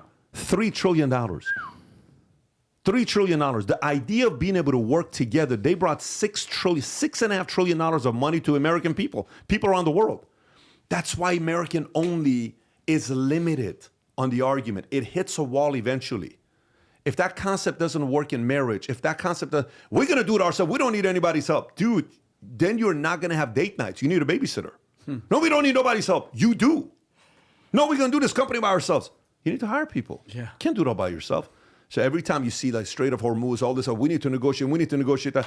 It shows. Do you think America needs Iran to be working with them on Strait of Hormuz to not shut it down and destroy? Of course. Who else needs them? China. Who else needs them? Russia. Everybody. That instance right there tells you America only is out. Mm-hmm. It's America first that works, not America only. My opinion. Okay, let's go to the next story here. New York today. Can I say why I agree with you just real quick? Go ahead, Adam. Because, they say what happens in Vegas stays in Vegas. No, not necessarily. And by the way, what happens in the Middle East does not stay in the Middle East. We're now in a global economic contingency where everything is integrated. So oil, for everyone who thinks that the oil is going to be basically dead, tell that to Saudi Aramco that I think has a $2 trillion market cap. Only company in the world in the top 10 that's not United States. Global shipping, trade, supply chain, oil. Everything is going to affect the American markets, everything. So for the people that want to live like an ostrich and pretend, no, let's not get involved. Be the libertarians of America. Where's Dave Smith's argument at this point? It's very limited in scope because anybody that's a true actor realizes America has to lead. Because if we get out of the Middle East, if we get out of Taiwan, who's going to fill that vacuum? I'll ask you.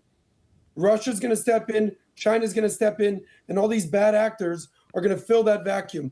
I'd rather have American hegemony over the rest of the world than China or Russia or Iran any day. So fully agree with you on the America first versus America only PBD. Yeah, it's limited. It's a noble argument. Trust me, it's a very noble argument. Everybody that's saying it, I understand they're coming from a very, very noble place. Let me take care of my family, my job. Michael Jackson's song is what? If you want to make the world better, what does it say? Take a look at yourself and make the change. Make the change, right? So I get it. I understand that. I understand that. Yeah, I mean, right there. Yeah. But at the same time, unfortunately, if you want to make a change, okay. Pass the propofol. Yeah, we're going to go. When a plane is falling, you don't put on the air mask first and only. You put it on first and then. Oh, thank you so much, Adam, for your help with that, because I love it. This is why we need Adam in our lives, to give us input like that. You're amazing, listen, Adam. some of us don't fly private, PBD, so we got to remember those instructions. Listen, with all the APAC money you're getting from Israel, we all know how you travel. You travel. Yeah. We do Greyhound, buddy. Right now, I've received 0 checks. Maybe you're sending it to the office. But I'll take the money all day, every day. I just haven't received any. According to some people, Adam's got some real money we don't know about. Yeah, I wish I did, guys. I'd admit it on camera. Yeah. All right. Okay. So let's go to what's going on in New York today. New York, folks, is a bit of a shit show right now with this election that they got going on for the mayoral. Yeah, it is so wild. Rob, do you have the video? This is. I want to read this to you before I go to this. What page is the candidate on about New York's mayoral candidate? Rob, if you can't give it to me, I'll go to it. I don't know why I can't find it. That is under. I know I marked it off. You know what? That's addendum. I'm sorry. So I'll go to addendum. All right, so check this out, folks. So Mamdani shoots up in New York City Poly Market odds after surging ahead of Andrew Cuomo in poll. This is USA Today. I'm going to read this, and I want you to watch a clip of him. Zohran Mamdani, a 33-year-old second-term assembly member, briefly surpassed former New York Governor Andrew Cuomo as a frontrunner in New York City Democratic mayoral primary on June 23rd, according to Poly Market, a cryptocurrency-based prediction market headquartered in New York City. The June 23rd Emerson College polling market headquartered in New York City. The June 23rd survey showed Cuomo with 35% support in the first round, followed by Mamdani 32%, with Mamdani now 52% to 48% after 8 rounds of ranked choice voting. The Emerson poll, conducted June 18th through 20th, with over 830 likely early voters, had a 3.3% margin of error, marked a significant shift, as the most previous polls show Cuomo leading by 10 points. Rob, here's a clip. Oh, my, that's the Poly Market? Yeah. Whoa. Yahtzee. Cuomo had a massive lead, and then all of a sudden, boom. How much of that do you think the end has to do with Israel-Iran war right now that's taking place? Obviously, that's the only thing that would make that dramatic of a shift. Can you play a clip of this guy to see how he views the economy? I think there's a video of him breaking down what he would do to the supermarkets in New York. And tell me if you recognize this, other countries that have tried this, and if it's worked or not. Go ahead, Rob. Grocery prices are out of control. The cost of eggs and milk has skyrocketed.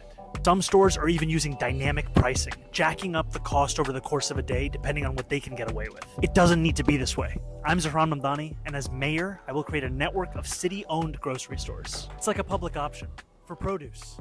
We will redirect city funds from corporate supermarkets to city-owned grocery stores, whose mission is lower prices, not price gouging. These stores will operate without a profit motive or having to pay property taxes or rent, and will pass on those savings to you. Okay, so Tom, economically, does that make any sense to you? Man. No, and what's happening over with Zohran, and by the way, he is so easy. The unfortunate thing about his last name is it quickly becomes Madman, Mad Manny. So we have this Mad Manny, and he is basically saying all things socialist. In the space of 3 weeks, he said no GPAs. Yeah, I'm going to change public high schools. We're going to own grocery stores, and we're going to fill them. Ask the people in the Soviet Union how that worked out. The shelves were never full. Things didn't work. The 5-year plan for crops didn't work. It didn't work. Now he wants to bring that in New York. Oh, so we're going to run state-owned, city-owned supermarkets. That's going to change the price of an apple that's being sold by the farmer? No. It doesn't. Inflation changes that. Diesel fuel to ship for that truck to drive the apples around changes that. So he's doing that. And he keeps going down the list. But guess what? There's a bunch of people who are behind it. And so New Yorkers have to decide what they want. And by the way, the reason Cuomo looks so good, it's like if you ever watch the Miss USA and they bring out the women in alphabetical order, and for 31 seconds, Miss Afghanistan is the most beautiful woman on the stage because she's the only woman on the stage. And that's what happened to Cuomo. He was the only woman on the stage. And now there's an alternative out there, and New Yorkers are actually, some of them are choosing a psychopathic liberal spouting socialist Marxist ideology on one side, and on the other side, they're rejecting a politician returning to the ring with some baggage, with some COVID baggage. You got to say it, it's there. And choosing to get back in the ring as mayor of New York, but with people surveyed believing he doesn't want to be mayor long-term. He really has other aspirations. He wants to get back in the bigger ring. And so that's what's going on here. But Zohran Madman, it says, good Lord, New Yorkers, you in the last election, you shifted more than you ever have. And now you're turning back to this free stuff. Take away merit-based high schools, take away GPAs, state-run stores. None of that ends well, and we've got 65 years of socialist Marxist experiments around the world to see it. But you know what? If they vote for it, I guess they deserve it. Vinny, thoughts? Well, I mean, first of all, could we just take a second? Besides Los Angeles, Tom, New York, can we just point out that this is the Democratic leadership? Like, the pool of people for them to vote on is absolutely ridiculous, okay? First, like you said, Tom, a disgraced ex-governor who almost wiped out single-handedly the nursing home population in New York during COVID. I'm not afraid to say it, Tom, I'll say it. You got, Eric Adams, who begged for illegals to come there, make it a sanctuary city, and then he caught foul when they showed up. And then all of a sudden, he's flipping, and now he sounds more Republican than everything, and he's under investigation from the FBI.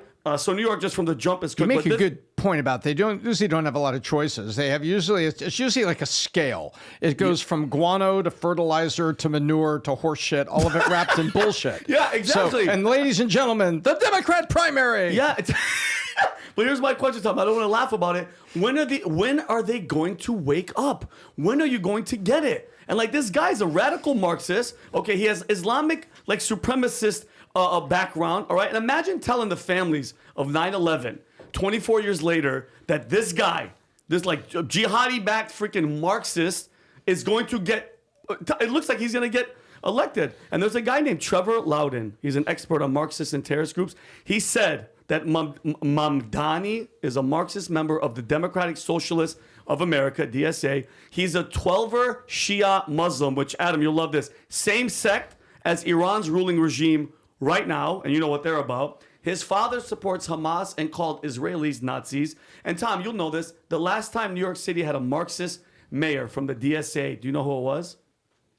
David Dinkins in the 1990s. And guess what happened? Crime skyrocketed. Drugs were flooded into the streets. Businesses shut down. Times Square became a freaking cesspool, and tourism collapsed. Okay, and then the city nearly died, but Giuliani had to rescue New York from the wreckage. Now it's happening again, but this time with a Marxist, with Islamic supremacy tied in. I'm telling you right now, if they win, this is.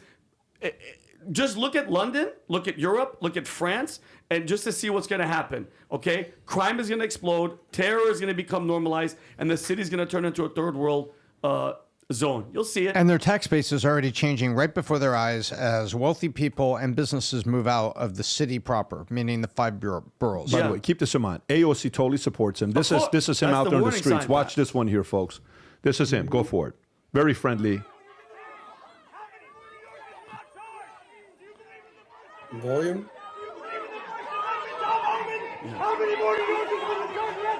Yeah. Did you hear what he saw? He's screaming at Tom Homan. Do you believe in the First Amendment? So this guy's definitely not about securing the border. So you already know if you do something with this guy, you're going to get de Blasio 2.0 when you get into. And by the way, go to AOC, Rob, what I just sent you, 2 things. New York Times. AOC endorses him, and also they're out there in the video. The video I sent you, I don't know if you see the video, of then protesting together, not protesting together, marching together. She's got the Puerto Rico. Is this? Yeah, that's the one right there, Rob. Watch this. Vinny, you will love this. That's AOC in the red with Mamdani. Okay?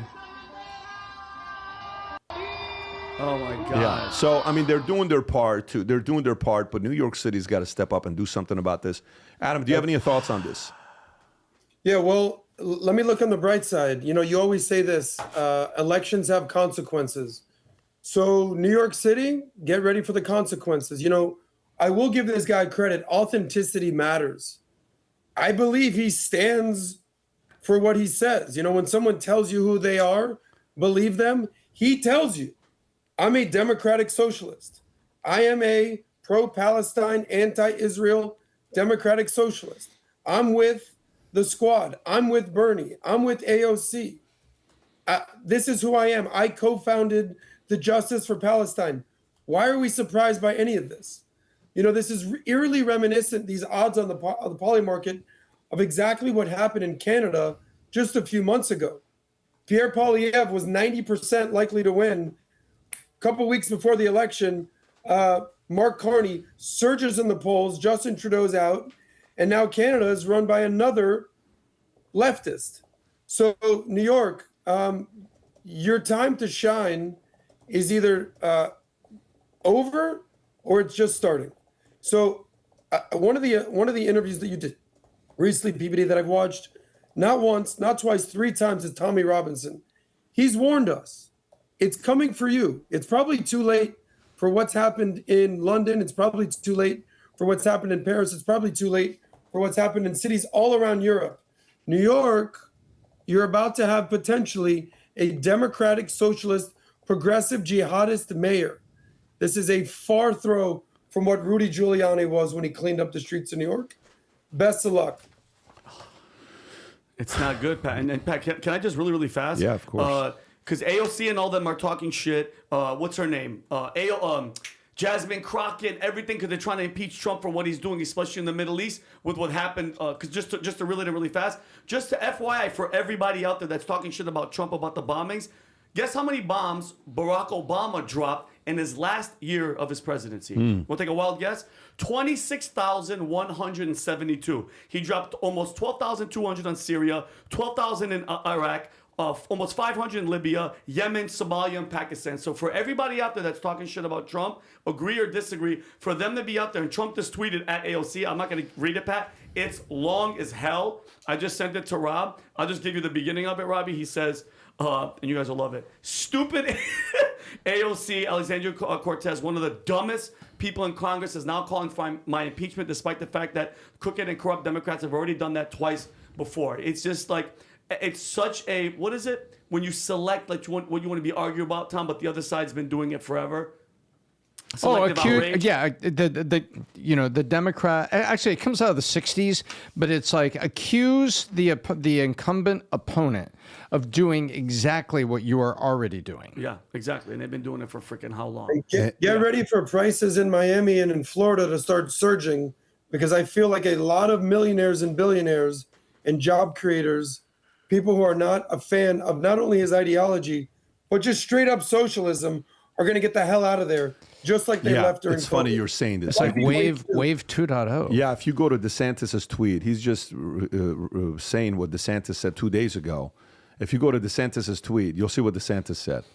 And Adam is right. Check this out. DeSantis said 2 days ago, go a little bit higher. I think it's that one right there. Zoom in right there, right at the top.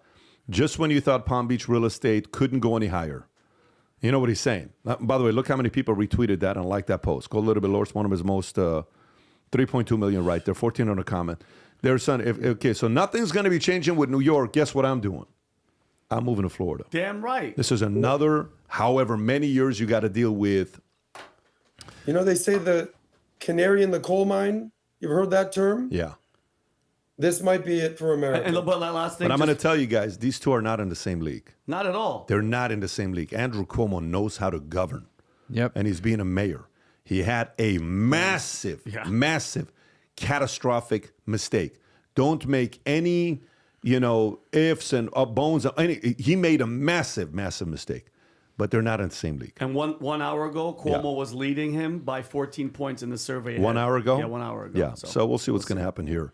I think at the end of the day, they're going to just settle down and go with Andrew Cuomo, and he'll be the mayor of New York City. He's got to turn up his campaign because right now he's kind of vanilla. Yeah, let's go to the next one. U.S. Trump, big, beautiful bill gets slimmed down in Senate. Adam, I'm going to come to you with this one here.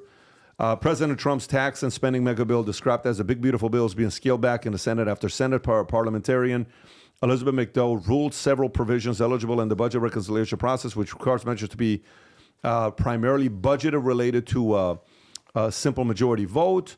Chuck Schumer praised the decision, and a few others. McDonough's ruling removed provisions like the one requiring states to pay part of the food benefits based on payments that is projected to save $128 billion over a decade, and a few other things. Adam, your thoughts on this? Well, anyone that's interested in knowing how a bill becomes a law, I encourage you to watch the video that they made us watch when we were in 8th grade. Everyone freaks out when something passes in the House. Oh my God, it's going to raise the debt ceiling. Oh my God, we're going to spend so much money. Oh my God, relax. The Senate has been called the cooling saucer for when the House heats up the agenda. So what happens is the Senate will come in and be like, I don't know about all this. You know who looks very, very bad right now? Is Elon Musk. Because Elon Musk was calling for dismantling this bill and saying that it basically led to their complete just destroying their relationship. I haven't heard much of it since a week ago, since this Iran thing. But in my opinion, Elon spoke way too soon. He started basically criticizing everything. To anybody that's been following, anytime a bill becomes a law, it doesn't just get approved immediately. It's just like the debt ceiling. Tom would know this better than anybody. How many times are they saying, oh my God, we're going over the edge, it's over, and then all of a sudden they save the day and pass a continuing resolution to make sure that we actually have enough money to fund the government. Every October. This is how government works. This is how the United States government works. We get to see how the sausage is made. It's not pretty, but that's what it's like being in America. You get to eliminate what you don't want, and hopefully they're eliminating all the pork and basically the items that will drive up the debt. So we'll see what happens here, but it's not approved yet. Tom, big, thoughts? beautiful bill.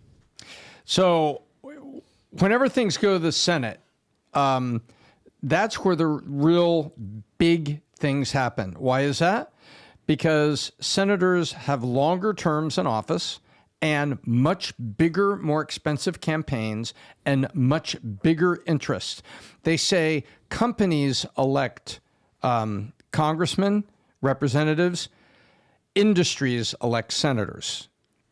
And so the Senate is coming and making bigger cuts on this.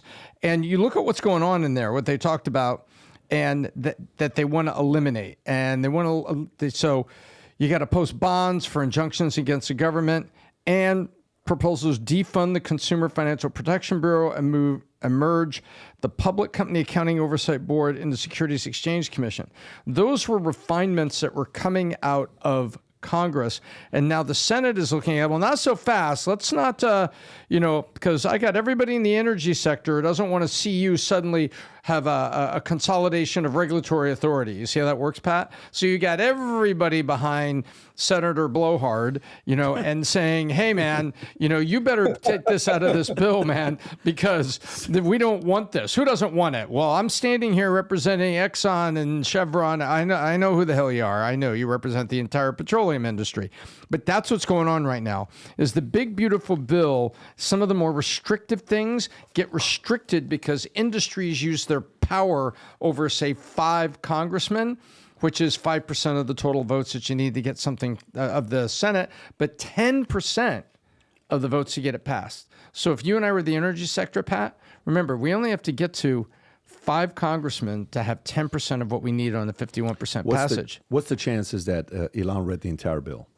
The chances that Elon read the bill, I think it's very, very low. But did he get summaries from Grok and go through things like that? I believe he did. Okay, so what's the chances that when he's reading the bill, what do you think are the top 3 things he's looking for in the bill that got him to pop off? Well, I think we can safely say that the 70, he's the number one market shareholder of EVs. Okay.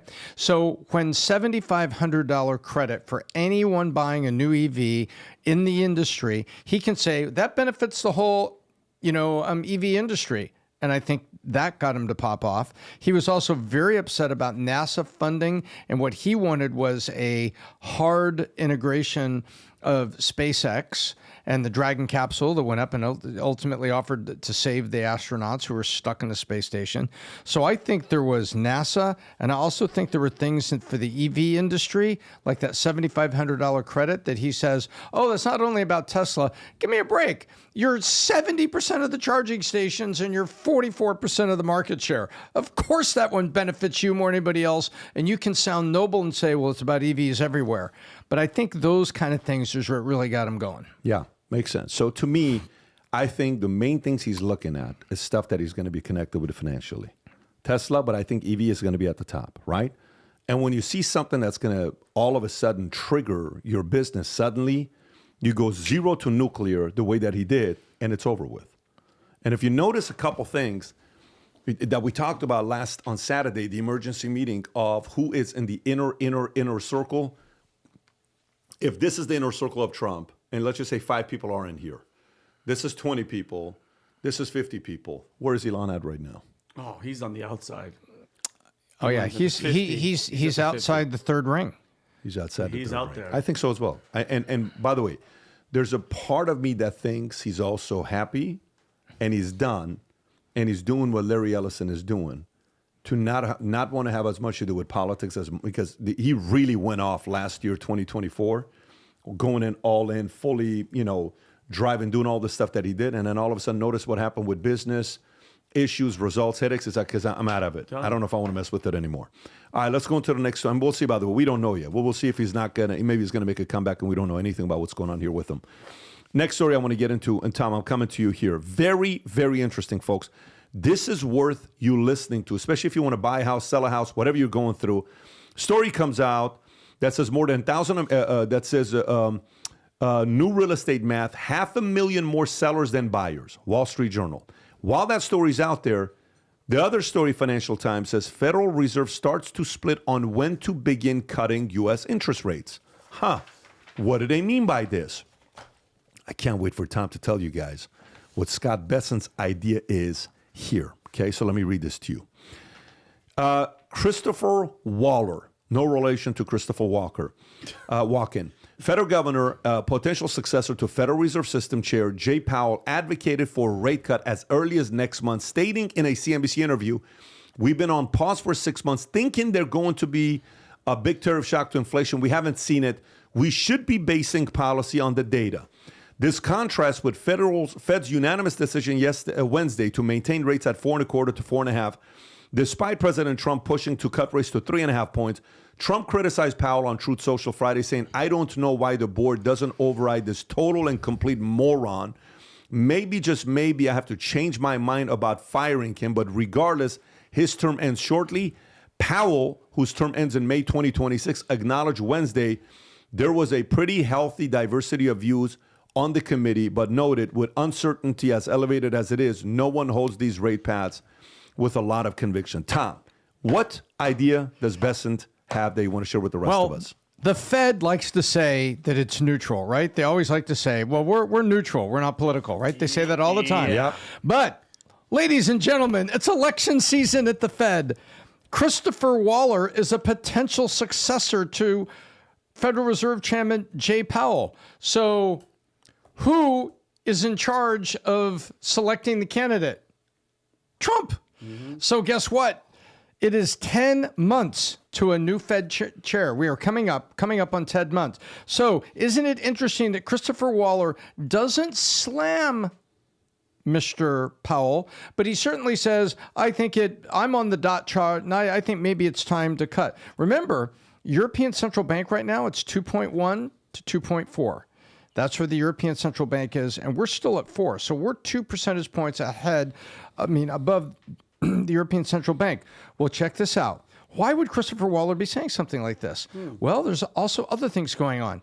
Do you know what Scott Bessent, in addition to being in favor of nukes, which is a good thing in my book, in addition to being pro-crypto, which is a good thing in my book, and in addition to being in favor of cutting rates to help businesses borrow more cheaply, not at zero, but more cheaply, and to help homeowners stimulate the biggest asset that most people have, Bessent's in favor of all of that. But he also knows what else he's in favor of? He's in favor of this little proposal that says, hey, maybe we should nominate, because the Fed is such a big deal and there's so much impact on the stock market. And what will the Fed do? Look at all the interest we have. Vinny, you see it like countdown to, it's 3 days, 2 days, 1 day. Powell's going to the microphone. What will he say? It's a big deal, right? And it moves the stock market. Well, Bessent has said, hey, you know what? What if we nominate the Fed replacement now? What if Trump nominates him now? We get him confirmed now, and then the markets know what's going on because we're only 10 months away from a new Fed chairman. And you know whose name is getting floated by some of his friends? Scott Bessent. Oh, so really? Scott Bessent is saying, you know what? Maybe we should do this. And as a matter of fact, I'd like that job. And Why so not? let's make a new Fed chairman, because guess what happens the minute, if they did that, even though it's a year before you go into office, it's just like what happens to our president between November and January. Had Biden been, God bless him, a full able-bodied president, how much does even the best president get done between November, the day after the election, and the inauguration? Nothing, because it's called the lame duck period. This would effectively make Powell a lame duck, and you would have Scott Bessent, known to be the next Fed, coming in, so he would be speaking to the markets. And I found this whole parlor game interesting, and Christopher Waller, no surprise, he wants to be a candidate too, and now he's come out and says, maybe it is time to cut rates. You know what I will say? Okay, so I think, first of all, it's a brilliant idea, because it's representing a person. Like if Bessent comes out and tells Trump, let's appoint somebody automatically from now that's going to be the person in 2026. And get him confirmed. Yeah. Wow. There's a part of me that likes the idea. There's a part of me that thinks Trump won't do that because it's not his personality, because Trump wants people to compete for it till last minute. He doesn't want them to get too comfortable. And if he appoints and confirms, and then all of a sudden this guy and Jay Powell both agree, then he looks horrible. So confirming too early is a little bit also risky for me. I don't know if I would do that. Yeah, what if they both want to hold rates? That is exactly the problem. So I would pump the brakes on that. However, I will tell you this. The other thing you got to study on a profile of Jerome Powell, I don't think Jerome Powell gives a shit. I don't think he cares. He's intimidated. He's threatened by his job. He does not give me the vibe of being that guy. I seriously don't think. He gives me the vibe of being so confident. Who were his parents, by the way? Can we find that? Rob, can you tap on who were Jerome Powell's parents? I want to know who his parents were. Children, he's got 3. Spouse, Alyssa Leonard. 1 of 6. Who's his parents? Parents of 6 children. To Patricia Hayden and Jerome Powell Sr., lawyer in private practice. His maternal grandfather, James Hayden, was the dean of Columbus School of Law. His mom's Catholic dad? University. And later lecturer of Georgetown Law. He has 5 siblings. He graduated from Georgetown. Yeah, look, this guy was raised properly. Let me tell you, this guy was raised properly. To be that poised, what's his faith? What's his denomination? What does he believe in? What's his religion? What is? I think he's Catholic. He went to a Jesuit high school. Did he go to a Jesuit university? Georgetown University. So, wow. I mean, if you read Jesuit leadership, that book on how disciplined Jesuits are, Georgetown University, Catholic University of America. He's not a practicing Catholic. Not a practicing. He has supported the Church of charitable efforts in D.C. Very interesting the way he is. He's a very, very interesting guy to be this strong in his. So while he has Catholic roots, he appears to be non-practicing. I don't know. I don't think he wakes up in the morning worried about this. Adam, what do you think? Well, the best way to describe the relationship between Trump and Jerome Powell is if picture a car, Trump is the gas and Powell is the brakes. And Trump's trying to go faster, he's trying to speed things up, and Powell's just like, relax, buddy. I got this. How many threats, how many broken promises has Trump made about Powell? This is one thing I will say about Trump where he's been dead wrong on. He's done zero to sway Powell's influence or his judgment. Trump is crushing it right now, I believe, especially with foreign policy this week. But anything with Powell, he's not doing well on. But if you take a look at the numbers, here's what's interesting about the United States right now. Inflation, United States versus the rest of the world. We're killing it. We're doing great. Our core consumer price index, I think, has us at like 2.4%. The rest of the world is in the mid fours, 4.3, 4.4%. Unemployment, because obviously the Fed is responsible for cooling inflation, but also keeping employment right up, right? So employment, I think America's somewhere around 4%, whereas the rest of the world is, I don't know, in the fives, possibly even higher in some countries. The Fed fund rate, I think, is currently at 7.5. So I'm sorry, at 4.5. So the prime rate is 7.5. United States is sitting really, really pretty compared to the rest of the world. You know where the rest of the world is doing better, at the very least? Take a look at what mortgage rates are in the United States versus the rest of the world. Take a look at what the United States mortgage rates are versus Canada or in countries in Europe. They're almost double in the United States versus the rest of the world. I don't know why that is.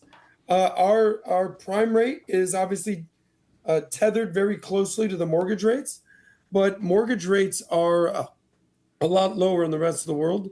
So we'll see what happens with the real estate market, but everything else in the market, inflation, employment, consumer price index is all in the United States' favor right now. All right, let's go to the next story. 2 CNN executives both struggling.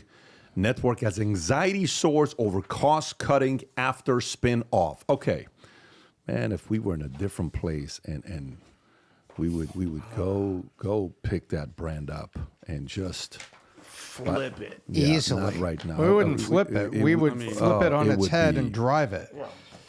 Okay, it's Tuesday. Laura Bernardini, Vice President of Domestic News, and Jack Smith, Vice President of Digital Video, are leaving CNN, with Bernardini having served 28 years and Smith 17 years per Oliver Darcy's status newsletter. CNN plans to tighten expense accounts starting July 1st, requiring receipts for travel and source meetings amid anxiety over a corporate spinoff from Warner Brothers, Discovery, WBD, and Global Networks, led by WBD CFO Gunnar Weidenfels, who told staffers in a memo, "I'm a deep admirer of CNN and consumer its content around the clock." CNN staffers expressed unease after the spinoff, at one telling Darcy, "Everyone is wary and tired, and there's so much change that we don't understand what direction the company is going in." And another noting, "There are people who think CNN won't exist at some point. Hard to believe what will happen, but there are people who feel that way." Tom, thoughts on this? How bad is it? It's very bad. And this is just the tip of the iceberg. And these are just people that are reacting to the spinoff, because the spinoff has said one word: profitability. We have to operate profitable. So we're being spin off with a lot of the cable assets into a tracking stock. That stock will act like its own little company. And that's what Zaz, who's the ultimate CEO of Warner Brothers Discovery, is calling the shot here, has decided. He's going to take the streaming and the big stuff. He's going to continue to be CFO, and the CFO is going to run the other side of it. And what's going on right now, everybody is freaking out because all eyes are on CNN. Why? Because even the people that run CNN and even the people that run the spinoff, they see that CNN can and should be more profitable. So guess what? They've been cutting contracts, they've been cutting people, and they've been making changes for a year now coming up to this. And now it's really happening. And you got people that were there 28 years and 17 years. The party is over. They know the party's over. They don't have automatic positions, and these people were upset. They actually leaked out to Oliver Darcy, and Oliver Darcy is a very good source of media gossip from inside. And they leaked to Oliver Darcy, "Oh man, it's going to be bad. They're tightening up our expense reports. You need receipts for everything." Well, guess what? There was another part of that. 2-hour lunches, and people were spending excessive amounts on a company credit card for lunch. In other words, hey, we're CNN, we get to do everything. And the cuts are coming. And it's, you know what? Anderson Cooper's salary is going to get closer to Caitlin Collins, not the other way around. They're all getting squeezed down because it has to be profitable. And now you're finding layers of management are self-selecting out. And when I see things like this, where the leadership knows exactly what they're doing, Pat. You ran very large insurance organization. You knew exactly what an incentive program or controls, or maybe it was an incentive program with some specific rules of performance.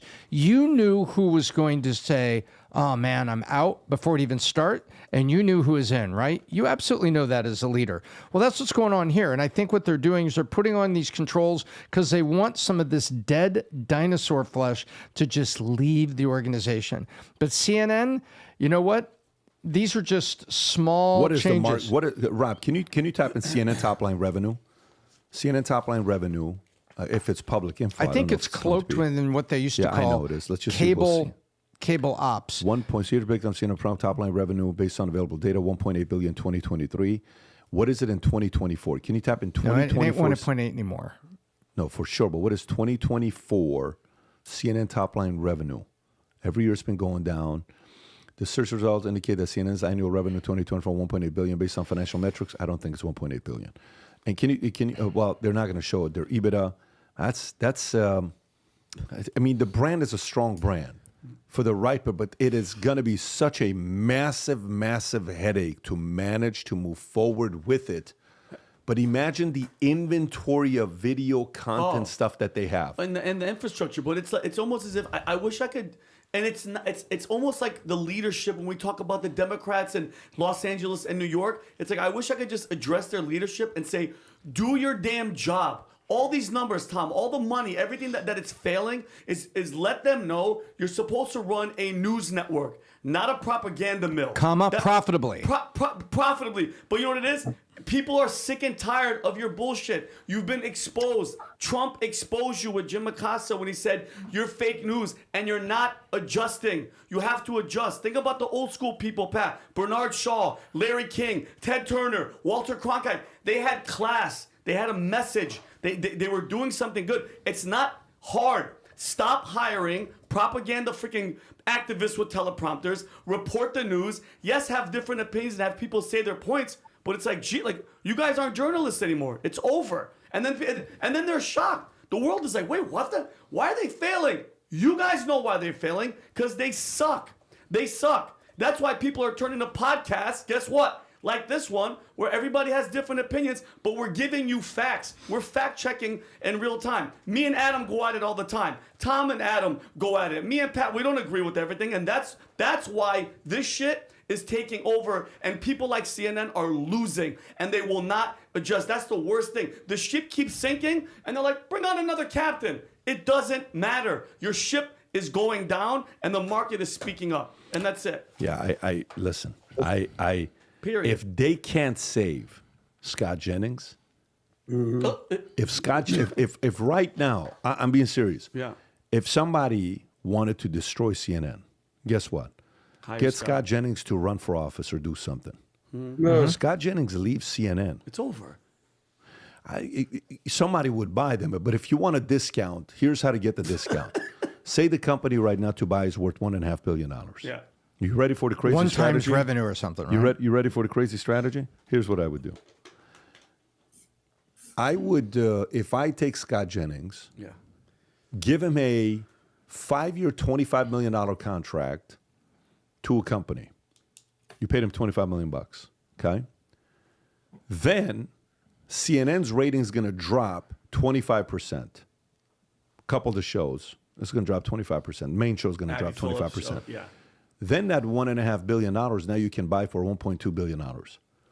You pay $25 million to save $275 million. Very smart. Step number 1, get Scott Jennings out of CNN. Step number 2, get yourself a $300 million discount. That's how I would do it. Adam, go for it. Do you know what show on CNN gets 1 million viewers a night? Do you know what show? None.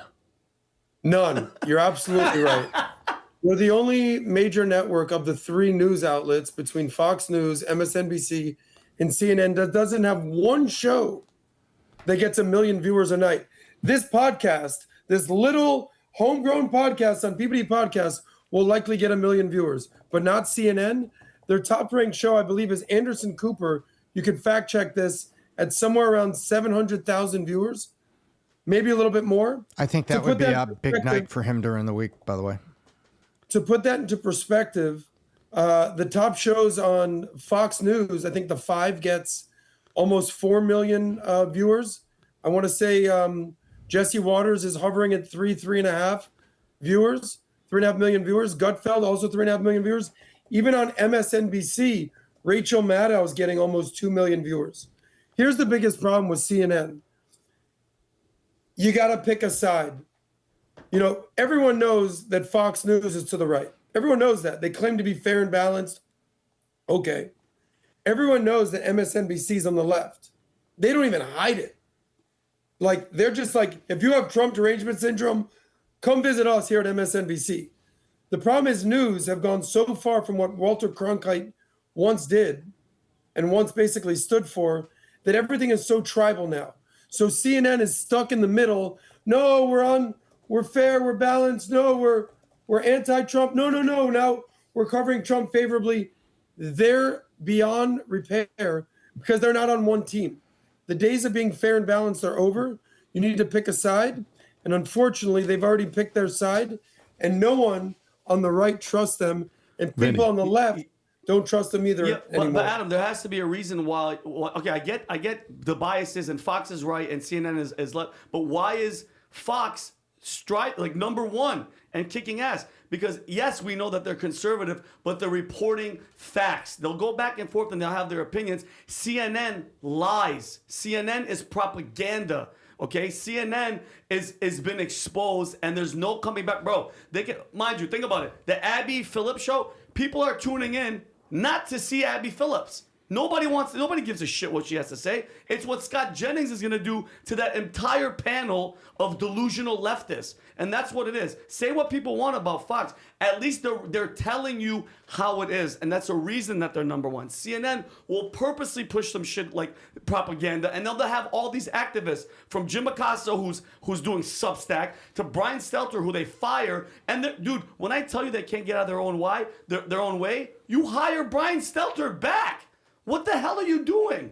If you fire somebody, bro, let him go. You're mostly right, Vinny. You're just not all the way right. To act like Fox doesn't have propagandists or activists. I didn't say that, but are they telling facts? Ideologues. How are they number one though? How are they number one? They're just less worse than CNN. But they all have opinion shows, and in my opinion, any opinion show should say Hannity's opinion, Ingraham's opinion, Tucker's opinion, Wolf Blitzer's opinion. Yeah, but people aren't smart enough to basically decipher what's fact and what's opinion. But are you ready for this? Like the Russia collusion thing. CNN not only knew it was fake, they took it and they ran with it and they pushed it. All the lying with COVID and all that shit. You can't come back from that. We are not going to forget that shit. Putting the death tracker up there like they were proud of it during COVID. It's like, nah, bro. Fox doesn't do that. Fox never took a story like that knew Hillary Clinton started and pushed that shit to divide us. They're never going to get that back. You're mostly right, but you're also going to have a hard time convincing how much, almost $1 billion that Fox News. You're not there yet, Benny. One of these days you'll be there. You know what? I'm going to bust my butt, Pat, and I promise you for the new year, I'm going to try to get there. According to Adam, you're not there. All right, one of these days. Let's put a period at the end of the sentence and move on. Yeah. And it was this. Anderson Cooper makes $18 million a year.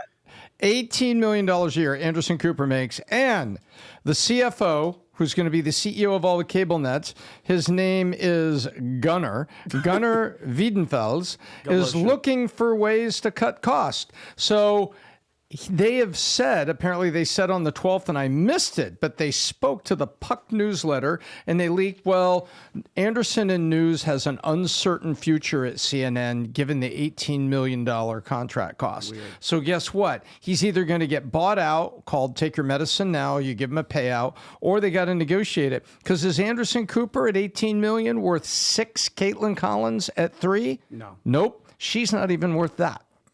I mean, I'm just saying, economically speaking. And by the way, I'm upset on his birthday. Y'all. There are, by the way, there's rumors in media land that she's not as liberal as she portrays to be.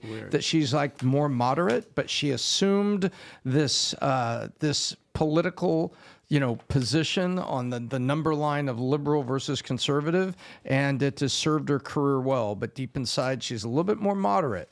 So we will see. And when I say she's not worth the 3, I'm talking about the economics of the moment. So you're saying whether she's making money on her show or not.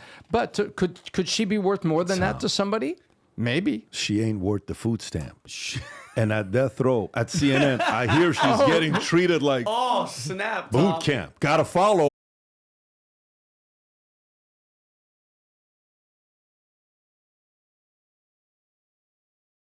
Boot camp. Gotta follow the sergeant's direction, Tom, or get your ass. I'll stop right there, guys. We watched Straight Outta Compton the other day. Okay. Let's stay focused, guys. Okay. Armenian Prime Minister Pashinyan meets Erdogan in Turkey on historic visit. This is according to France 24 story. Armenian Prime Minister Pashinyan met with Erdogan to recap in Istanbul on Friday for an in-depth talks lasting over an hour at Dolmabah's palace, discussing the Armenia-Turkey normalization process and a regional peace. Pashinyan's government described the visit as a historic step, with both leaders addressing potential steps to be taken with the framework of the normalization process between Turkey and Armenia. Per Erdogan's office, Pashinyan posted on X about their in-depth exchange and reaffirmed Armenia's commitment to building peace and stability in our region. The leaders discussed Armenia's peace negotiations with Azerbaijan, with Erdogan stressing the significance of the consensus reached in those talks. According to the office, relations remain strained. Pay attention to this one. Due to the World War I era mass killings of Armenians, which Yerevan calls genocide, a term Turkey rejects, and Turkey's support for Azerbaijan in its conflict with Armenia. So, this is the part where when you hear a story like this on what's going on with Armenia trying to have the meeting with Turkey, great. So what's step number 1? Have the meeting. What's step number 2? How do you handle yourself in that meeting? How do you negotiate? What leverages do you have? What insurance policies do you have? What ace do you have up your sleeve? If it goes wrong, who has your back? Does Russia have your back? Are you establishing relationships with people in U.S. to get closer to them? Or because you are getting so close with everybody there, you're not. You're kind of worried about if you get too close to U.S., Russia's not going to be happy because you're on the border with them. Erdogan's not going to be happy. You have to kind of get stronger with the BRICS, but he's in a very interesting place. There are certain Armenians who watch Pashinyan and another man that's a sweet man. I think he was a journalist before, of what he did before he became the PM. And the level of strength to be able to do all the negotiations, the deals that is being done. When you go to Erdogan, imagine when Pashinyan comes out and says, well, look, in order for us to have peace, we have to all agree that the Armenian genocide never happened. And we have to call it a different word. Do you know what would happen if he does that? No. So imagine Pashinyan agrees to change the verbiage of a genocide never happened. Now, here's the thing. Who has leverage in this meeting between Erdogan and Pashinyan? Erdogan has the leverage, okay? Do you think, Tom, when Erdogan is sitting with Pashinyan, do you think Erdogan has the leverage, okay?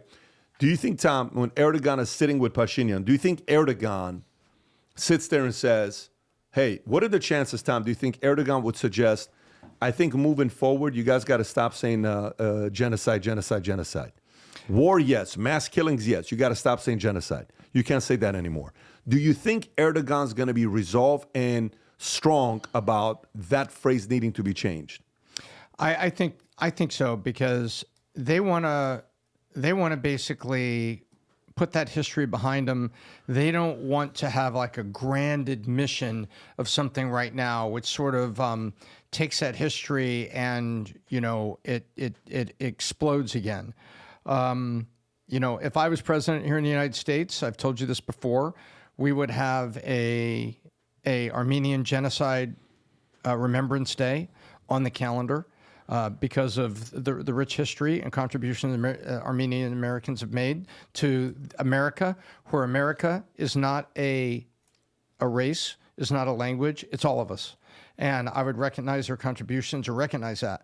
That tension lives here because Turkey's got the largest military in the Middle East and like one of the top 10 militaries in the world.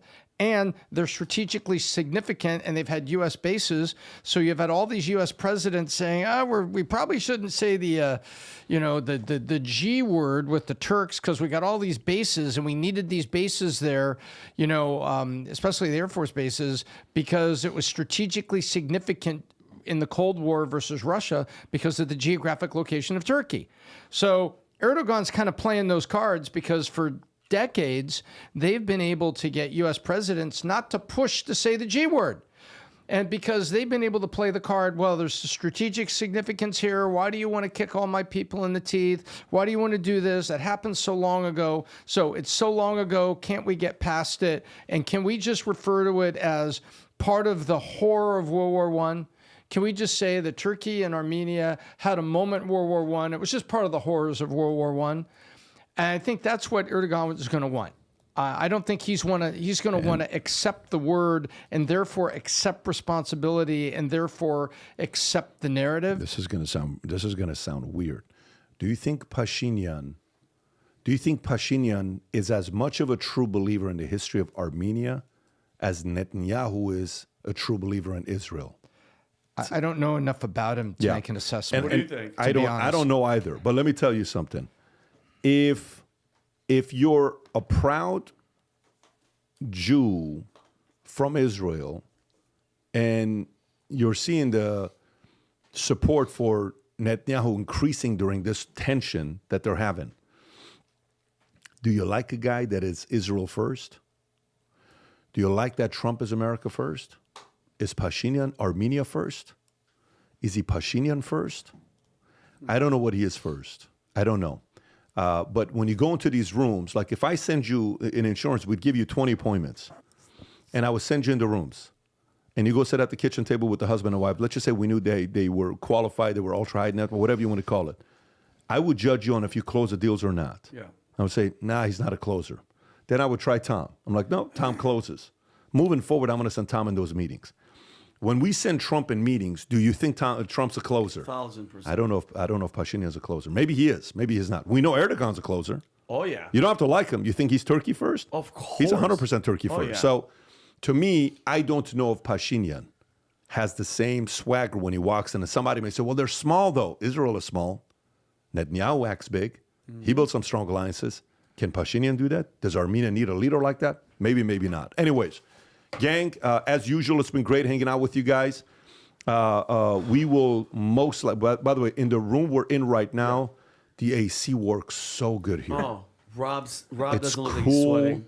It's freaking, we're almost freezing. I asked Rob, can you guys grab me a jacket because of how freaking cold Andres it is in here. is naked. No, I don't know, they can't even see. He's not even wearing any clothes right now. But anyways, guys, it is so those cameras around. It is so cold here that through Zoom, Adam is even cold. That's how cold it is if you look at Adam right there with that's right, Adam. You're being very facetious. Anyways, just to all let right, people know. gang, it's We were been doing great. so well. Listen, I hope you know this, how much we appreciate you. And we know without you, it's just the four of us talking. But you know what's crazy about this?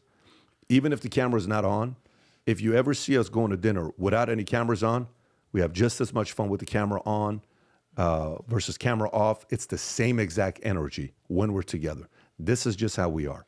We're always talking, debating, talking shit, laughing. It's the same culture that we have, but wouldn't happen what we've been able to do here without you. We want you to know whether you agree with us, disagree with us. We get people that get on that can't stand us. We get people that get on that like what we have to say, and we get people get on that want to see different perspective. Either way, we appreciate every single one of you guys. We're grateful for you. God bless. Have a great day. We'll do it again on Thursday. Take care, everybody. Bye-bye, bye-bye.